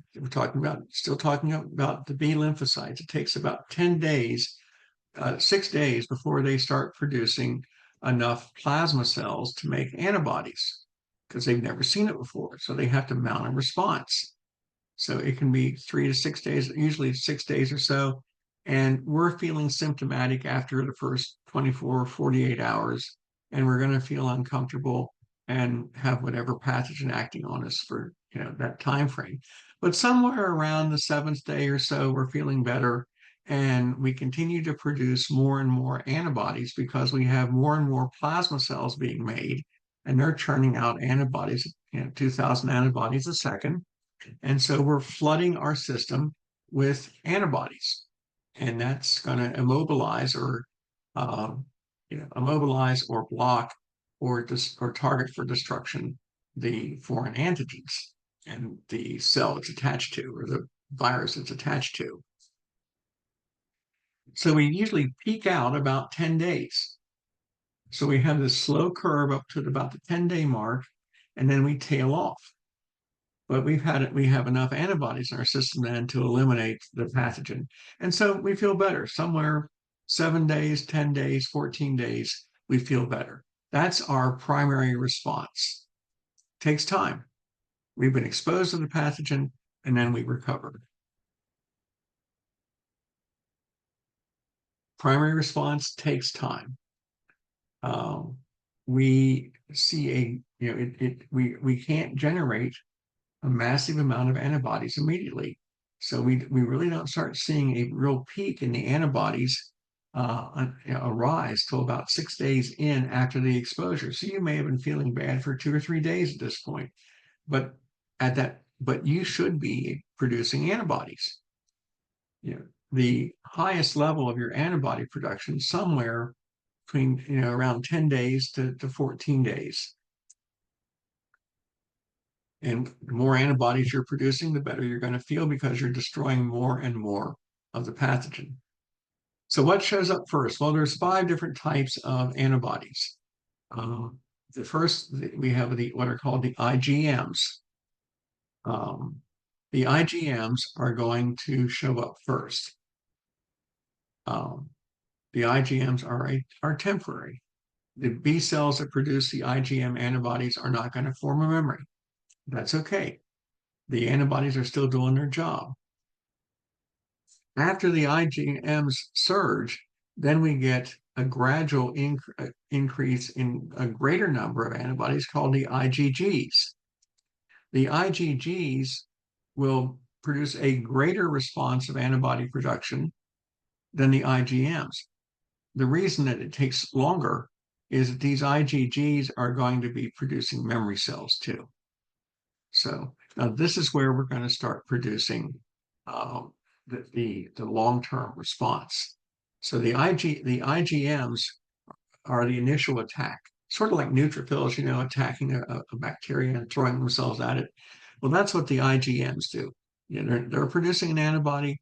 They're not making any memory cells. They're just going to be attacking the foreign antigen. That gives the IgGs time to start producing more and more plasma cells and creating memory cells.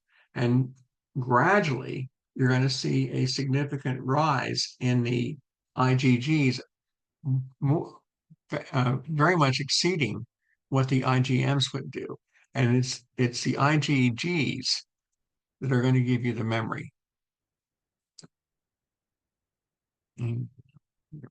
Okay. Now the secondary response, this is what we get from here on out, the rest of our lives.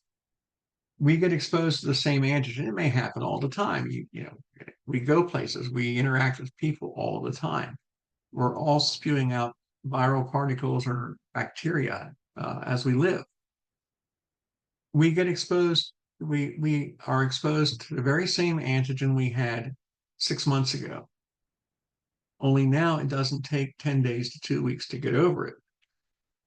The memory cells, which are sensitized for that particular antigen, are going to have a massive response. Instead of peaking at 10 days, we're going to peak in 2 days.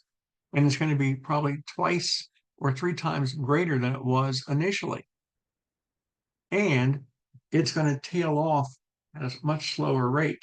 So we're going to have an overwhelming response of antibodies in about 24 hours. We're going to have more antibodies produced in the first 24 to 48 hours than we ever did over 10 days. And instead of dropping off quickly, we're going to drop off slowly. So our protection from those antibodies will last and last and last. And so we aren't even symptomatic. We aren't even aware that we've been exposed to a pathogen. We have no symptoms. We don't feel bad. Our immune system is doing its job. And the secondary response gives you, we don't bother with the IgMs now. The secondary response, we go straight to the production of the IgGs, because the IgGs are what we tailored are what are tailored to that specific antigen. Remember, the IgGs give you memory cells. And so you don't bother with the IgMs. We go straight to the IgGs. We have a massive response. And every time we're now exposed to that pathogen, we're going to produce vast quantities of IgGs, and they're going to last. They're going to tail off slowly. And it looks something like this. So here we see our first exposure over here in the left. This is day 0 right here. So somewhere around day 6, day 5, 3, 4, 5, 6, somewhere in here, we have our peak. This is our primary response. We peak here, by about day 6 or 7, and we're producing enough antibodies. We're finally producing the IgGs. The IgMs came out first. That's what's fighting the infection here. Then we start producing more and more plasma cells with memory. And now we are peaking right about here. And then we tail off, So by the end of 14 days, we aren't even symptomatic anymore. We don't even remember how uncomfortable we were when we had whatever illness it was. So here we are, exposed, a month later, we're exposed to the same antigen again. Well, we have our response almost instantly. These are all IgGs coming out here. We have probably 4 times, 5 times the amount of antibodies being produced on the secondary exposure. Not only that, but look how long the levels stay hot. That's another month, 2 months, 3 months further out before the level starts dropping back down. So we don't have any symptoms. We're not even aware that we're ill, that we were exposed. The only way we would know that we were exposed is if we had blood work and our IgG antibody levels were high. It's, oh, you've been exposed to something. So because we are crushing the foreign antigens, and it only happens it only takes a couple days. So we don't even, from the time of exposure to the time of being symptomatic, it's several days, 2-3 days. But we don't give us that point to become symptomatic on the secondary exposure. We overwhelm it with our antibodies. But here's another antibody.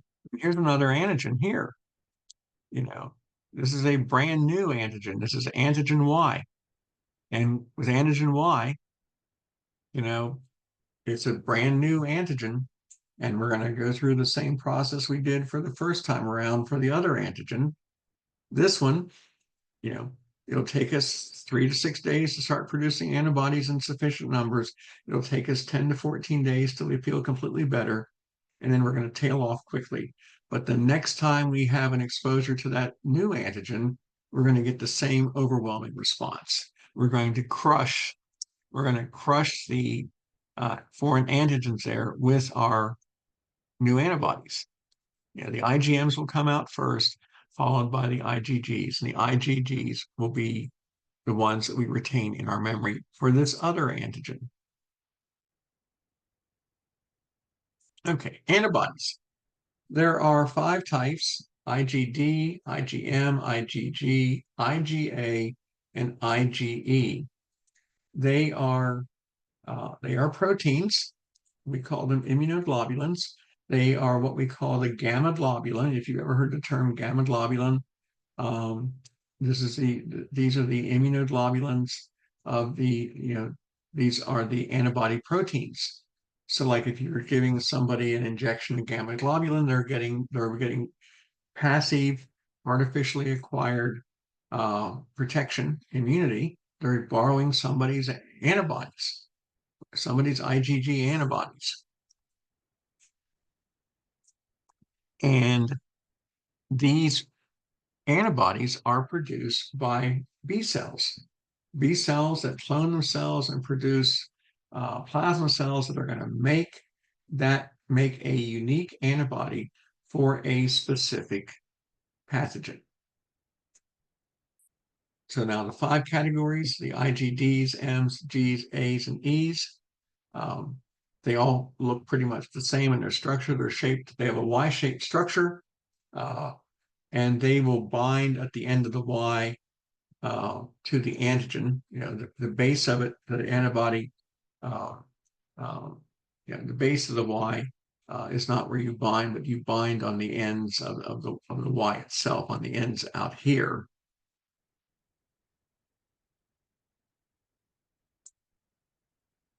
Now, we mentioned IgMs already. IgMs are the first antibodies released, and they don't last. They come out, they attack, they try to slow things down, and then they're overwhelmed by the pathogen, or they are overwhelmed by the number of IgGs which are eventually produced. In our saliva, in our mucus, in all the body fluids that we release, we contain IgA antibodies. They will attack foreign antigens there. The IgDs are antibodies that they are actually an antigen receptor on the surface of the B cells. So they're allowing the B cells to become sensitized to identify a foreign antigen. Now, the most common type of antibody, I mentioned this before already, is the IgAs. These are the ones that production takes a while and will come up from the plasma cells. They'll be producing memory cells for that particular type of pathogen, and then you'll get a massive response and a massive production in the secondary response. They're in our blood, in our lymph fluid, in the cerebrospinal fluid. So we have large quantities of these IgGs. And the last one, the IgEs, show up when your patient's having an allergic response. Perhaps they're allergic to shellfish. Perhaps they're allergic to peanut oil or peanut butter. Or maybe they're just allergic to pollen. The allergic, when you have an allergic reaction, you are responding to a foreign chemical, usually, whether it's in the pollen or in a bee toxin or in peanut oil or in shellfish. And so your allergic response is to, have essentially it's a systemic inflammatory response, because when you release lots of histamine, you're going to have vasodilation and increased blood flow or increased blood flow, but you're going to be losing plasma to the interstitial spaces. One of the consequences of an allergic reaction is your patient swells up because of edema. Smooth muscle around the airway can constrict, for example, and so it can, allergic reactions to bee stings or peanut oil can be fatal. And then you die. So the IgE is going to respond to this because the the antibodies will glom onto the foreign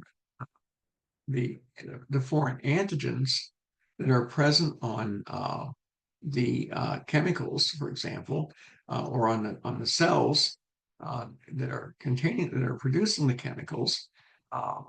In the peanut oil, in the shellfish, and in the pollen, and attack them. So it's our response to try and neutralize the allergic reaction.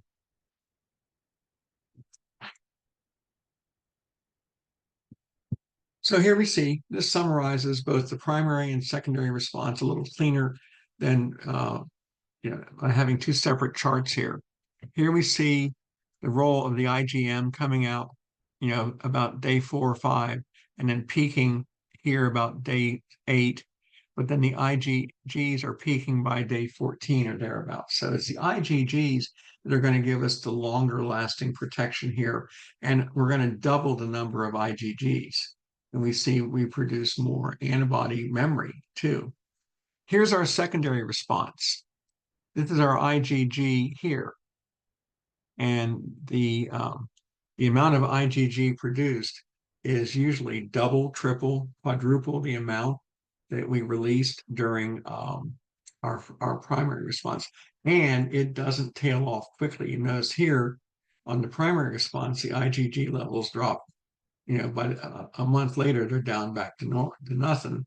But here, a month later, we are actually even higher than we started with.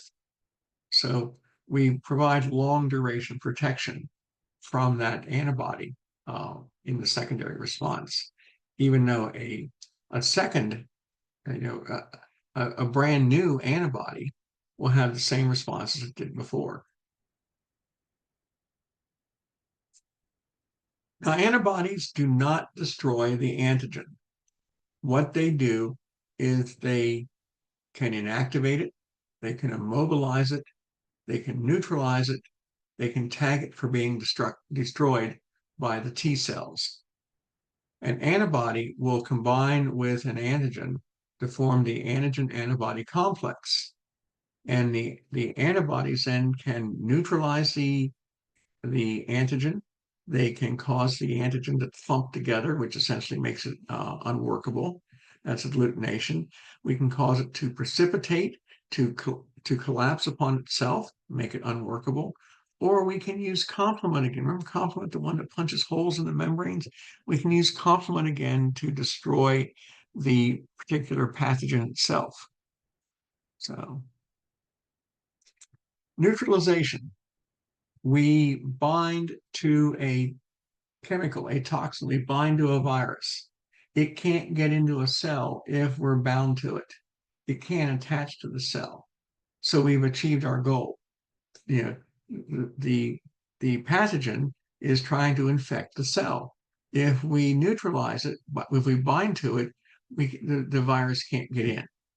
The virus or the bacteria can't get into the cell because the binding sites are blocked. We surround its binding sites. With agglutination and precipitation, the antigens, the antibodies bind to the antigens and cause them all to link together. And again, they can't get in because now there's this big clumpy structure trying to find a binding site, and all the binding sites are blocked because this thing is too big. Complement is turned on by the antibody, and complement then can start punching, the complement protein can start punching holes in the pathogen and destroying it. Not destroying it, but essentially making it non-functional. We can, there's a process known as opsonization. And what this does is we are tying the antigens to macrophages, the phagocytes. The antibodies are actually targeting these specific antigens, tying them together and attracting them to macrophages where they can be destroyed. And it's targeting these specific antigens. And then, of course, we can have inflammation. This is where the IgEs come into play. The IgEs, when there is a exposure to an allergen, you'll get the release of histamines thanks to the presence of the IgEs. The inflammatory response. This is our body's way of responding to the presence of a foreign antigen that we're allergic to. Unfortunately, if it's systemic, it can be pretty disastrous.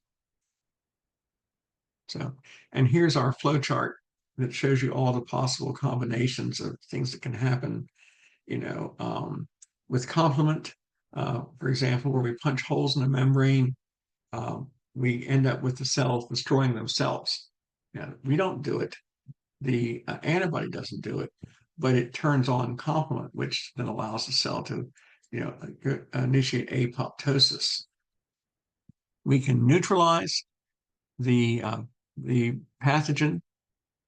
We can agglutinate the antigens and make their target cell, their pathogen, unable to bind to a structure. We can cause the antigens to clump together and again be unable to bind onto, be bound to their target cell with their pathogen. So any number of things that we can do. This is what the antibodies do. They do not physically destroy the antibodies do not physically destroy the target. They make the target unusable, unworkable, or allow the target to initiate apoptosis. Okay. Problems with allergies. We've all experienced allergies at some time or another. Many people are allergic to pollen, and the spring of the year is always a bad time for them because of the tree pollens coming out. Now in the summer we have the grass pollens and the leaf pollens. In the fall we'll get the weeds, like the goldenrod and the witch hazel, which release their pollen. And so people that are allergic to pollen, have a pretty miserable time of it during the growing season. The antigens from the pollen will trigger a reaction. Allergies can be very minor. Allergies can be life-threatening. The antigens on the pollen, are going to be relatively harmless to some people, to most people. But what if we're talking about bee venom or peanut oil or shellfish or something else that might be allergic to? So we have a problem here with an allergic reaction that becomes a systemic issue.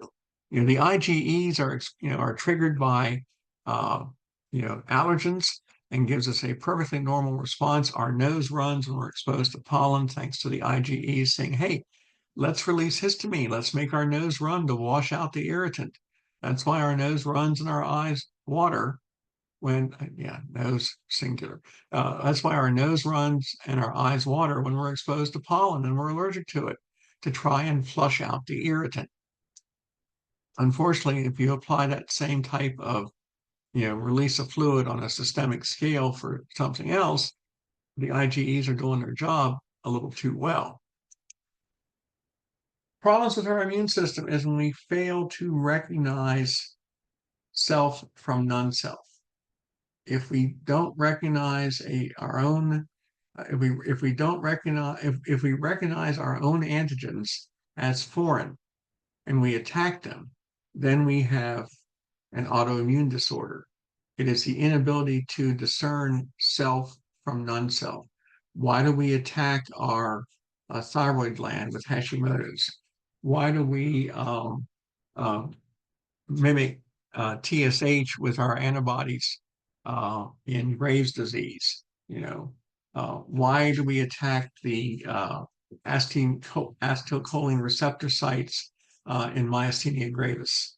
You know, because we can't recognize. You know, why do we reject organs that are transplants? Because we don't recognize, you know, self from non-self.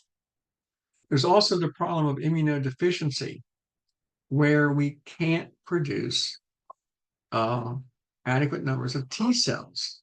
And this is another problem we get in. We're going to talk about T cells here in a second. T cells, the other half of the immune response, the HIV virus, which is still around, which it can still be dangerous, will attach itself to certain proteins in this on the cell membrane called CD4 proteins, and that will destroy these white cells. And since the T cells are the only cells that are going to actually physically destroy other cells that are infected, an HIV patient loses their ability to fight infection. And so your patient that dies from HIV only dies because of they couldn't fight what we call a normal garden variety infection, like a sore throat or a cold or a sinus infection, because there is no protection anymore. So some opportunistic pathogen comes in and causes pneumonia or strep throat or, you know, any other fairly innocuous disease that anybody that didn't have HIV could shrug off. But the reason that they die from it is because they can't fight the infection. The same applies to patients with you know, leukemia, and that they can't fight the infection. Now, cell-mediated immunity, the T cells. The T cells are come into play here. Antibodies only work on the antigens on the surface of a cell. You know, antigens are in the glycocholic structure that sticks up from the surface of the cell. They do nothing for antigens inside the cell.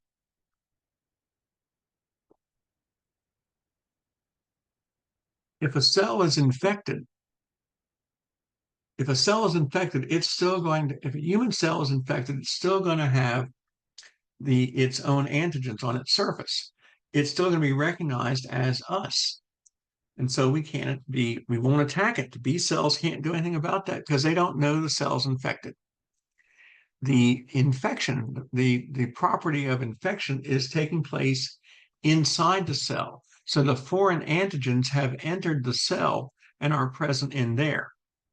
And so the antibodies can't do anything for that. So our T cells come into play. They provide immunity. Now, there are two types of T cells, what are called the CD4 cells or T4 cells, or just CD4s. They're what we call helper T cells. The CD8 cells, these are the cytotoxic T cells. These are the ones that kill things. If a cell is infected and it's got foreign antigens on the inside of it that we can't see in the surface, then those are the cells that the CD8 T cells will attack. The CD8s, remember, keep this straight. CD4 is a helper T cell. CD8 is the cytotoxic T cell that will destroy a human cell with foreign antigens inside of it. And we also have suppressor T cells. And of course, we have memory T cells so that we can remember what our response is going to be. So here's our red bone marrow right there. Lymphocytes get produced. They're either going to be CD4s or CD8s. These are the T cells. CD4s or CD8s. The CD4s are going to become helper T cells. The CD8s are going to become the cytotoxic T cells, the ones that have to kill infected cells. They're the only cells that will kill other infected cells. Macrophages go after bacteria and viruses. Macrophages destroy dead cells and cell debris. So how do these T cells know what to do? Well, the T cells will detect fragments of antigens that are brought to the surface of the infected cell. The infected cell, with its pathogen inside acting on it, there are fragments of that um, pathogen that will be brought to the surface of the infected cell, and the T cell will detect that, and the T cell will respond by targeting that cell for destruction.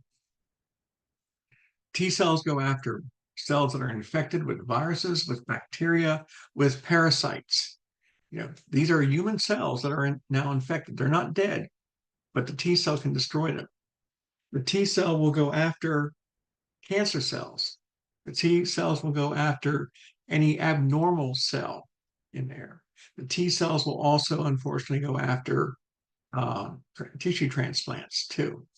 So the T cells will go after living human cells and target them if they're infected or if they're foreign. So now there are proteins um, on the cell that come to the surface of the cell. They are called MHC proteins. The MHC proteins identify us as self. They're not antigens.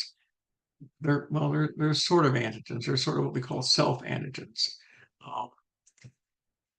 There are two types of MHC proteins. But they are markers. They tell us that tell our immune system that it's us. We have class 1 MHCs, which are found on all body cells, and class 2s are only found on certain specific cells. We'll get into that here in just a second. So the MHC proteins, class 1 cells, every cell with a nucleus is going to have MHC, class 1 MHCs. That means red cells don't have it. They are made inside the cell. This is where how they function. They're made inside the cell. They migrate to the surface, and they bring up fragments of the cell from the cytoplasm, and the cell fragments will have their own antigens, the cell's antigens there. So here come these MHC proteins. They are, as we say, self-antigen. As they migrate through the cytoplasm, they're picking up fragments from the cell, and on those fragments are our own antigens. And that marks a healthy cell as us. T cells don't pay attention to healthy cells. At least they shouldn't anyway. So it's MHCs are bringing these cell fragments, because remember, the antigens are internal. The antigens are internal. We can't see them. Antibodies do nothing unless the antigens on the surface. So we bring the antigens to the surface here, and now the antigens are normal. So the T cells and the B cells both ignore them. However, if we are infected, the MHC proteins are going to bring the foreign antigens to the surface. A cell's infected. The infection is not on the surface of the cell, it's internal. We don't see the foreign antigen. But when we bring the fragments of the foreign antigens to the surface, all of a sudden they're visible. The T cells will recognize that cell as infected then. If we have foreign antigens that have been brought to the surface of what appears to be a healthy cell, the T cells will see that, even though it appears to be healthy, it's infected.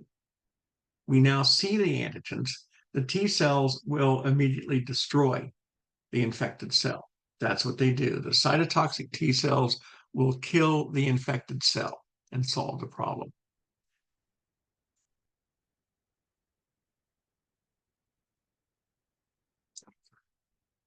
So essentially, here's our MHC class 1 protein. We have our normal antigens here from fragments of our cell. It comes to the surface. It's captured by the MHC class 1 as being made. It's brought to the surface, and we recognize it as us, so we leave it alone. However, if we have a foreign antigen and we have a fragment of that inside the cell, like these little red dots here, we are bringing that to the surface of the cell. And now the T cell recognizes it as a foreign antigen and says, hey, we've got to act. We've got to destroy this cell. It's infected. So, because otherwise, if this foreign antigen wasn't there, we would ignore this. We would ignore the cell. It's fine. We ignore our own antigens that are on the surface. We ignore the antigens brought up from underneath, from inside the cell, because those antigens are going to be the same as on the surface. But if we've been infected, these foreign antigens are brought up and we recognize it as foreign, and then the T cells will destroy it. Now, the MHC2, the class 2 proteins, we have engulfed a bacteria. Bacteria has infected us. And the bacteria is growing inside the cell. But here also, we have the MHC class 2s that will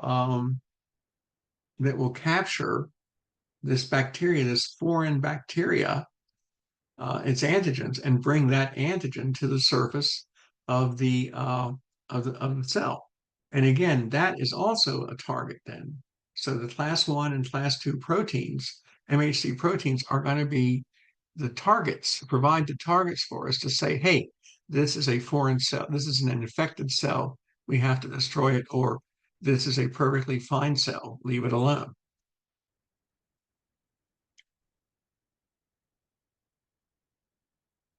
Now, the cytotoxic T cell is what we call the CD8 T cell. That's the killer cell. It's not the natural killer cell. This is a cytotoxic T cell.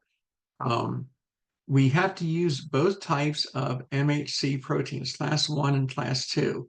The class 1 proteins are always recognized by the CD8s. Remember, the CD8s are the cytotoxic T cells. So foreign antigens are always going to be recognized by the CD8 T cells that are brought to the surface with MHC1. The T cells will recognize the MHC1s with the foreign antigens. That tells us that we have an infection and we are going to have to respond. Because we can't tell what's inside the cell. If it's infected, there aren't usually, unless the MHC1s are bringing fragments of the foreign antigen to the surface, we have no way of knowing that the cell's infected by looking at it. So our T cells respond very quickly. Within a week, we have a massive primary response. Once we've killed off the infection from the foreign invader, then the T cells drop back down to practically nothing. However, we do keep memory cells of that particular infection, much like memory cells with the B cells. We keep memory cells of the memory T cells so that we can respond quickly. Instead of taking a week, we can respond in hours. Now, our CD4 cells are more important than you would think. The CD4 cells produce helper T cells and memory helper T cells. The memory cells just sit back and stay in the memory in case we need them. The helper T cells produce what's a protein known as a cytokine. The cytokine does two things. Without the cytokines, we don't get an immune response. Cytokines trigger the production of the memory T cells. We have to have the memory T cells or we don't have any long-term immune response. We also use the cytokines to turn on or actually mature the cytotoxic T cells. So our CD8 cells depend on the cytokines from the CD4s. And if we don't have the cytokines, we don't get the memory cells and we don't get mature CD8s. And they also have a role to play in the natural killer cells too. They're going to help stimulate them. Now, moving away from the T cells, let's consider the B cells. The B cells also depend on the presence of the cytokines. The cytokines from the T cells also stimulate B cell division. They stimulate antibody production. So now we have the cytokine, we have the T cells and B cells working together. Yes, we know the CD8s will kill things. That's what they do. They do that very well. But they're not going to function unless they have the CD4s. The CD4s allow the cytotoxic T cells, the CD8s, to mature. They're also going to have memory, which they wouldn't have without the cytokines. They will stimulate the natural killer cells, but more importantly, they're going to stimulate the mitosis of B cells, trigger the development of the plasma cells, and produce antibodies. So without the CD4s, there is no immune response. So the B cells and T cells are linked together in their response, thanks to the CD4s.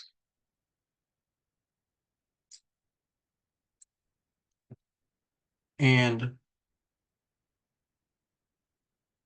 the T cells, they stimulate this B cell after the B cells have identified foreign antigens on the surface brought up by the MHC2s. You know, T cells, the CD8s tend to go strictly for the MHC1s, but the B cells will identify foreign antigens from the MHC2s, and they will start reproducing thanks to the presence of the helper T cells.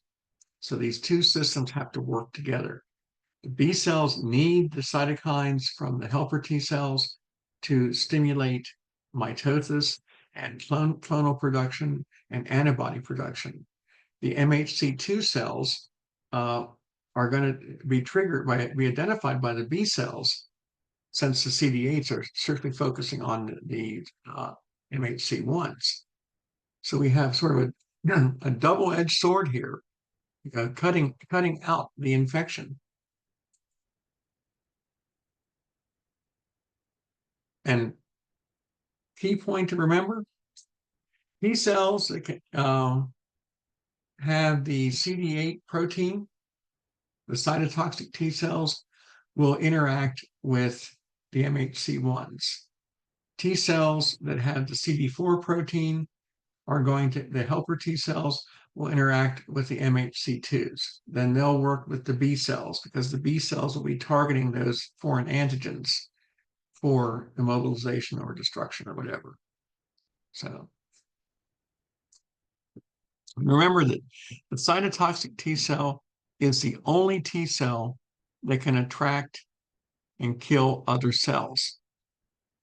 Cytotoxic T cells, they are the killer cells. They're not the natural killer cells. They are the natural killer cells are neutrophils, but the cytotoxic T cell will kill viral infected cells, bacterial or parasitic infected cells, cancer cells, and foreign cells, because the MHC1s will bring those foreign antigens to the surface of the infected cell, and the cytotoxic T cells will kill them. 85% of all infected cells are going to be killed by the cytotoxic T cells. It's only the MHC2s that are going to involve the B cells. But you can't get B cell response without CD4. You can't get CD8 response without CD4s. The CD4s make the cytokines that are going to allow the CD8s to mature and to have memory. They're going to allow the B cells to undergo mitosis and produce clonal cells to make antibodies. So the CD4s are so important to the overall response. And of course, there's a T cell right there attacking a cancer cell, going after it and destroying it. And the T cell response, the curve is very similar to the curve we saw with antibodies. We have the first exposure with a lower response that's effective over a 10-day period. We have the secondary exposure gives an instantaneous response, so we're not even aware that we've been exposed. And that is the end of our immune system, and it's the end of our lecture, and that is the end of the AP2 lecture. So, and I didn't run over too much. So if you have any questions, shoot me an email about anything. The final exam will be in class on Monday morning at 9 o'clock. And I'll get this video posted today for those that couldn't make it for whatever reason. So, and I will see you all on Monday. Thank you. And everybody have a great weekend. I know you'll be studying for the final, so it won't be that great. But if you have any questions over the next 4 days, shoot me an email and I'll get back to you right away.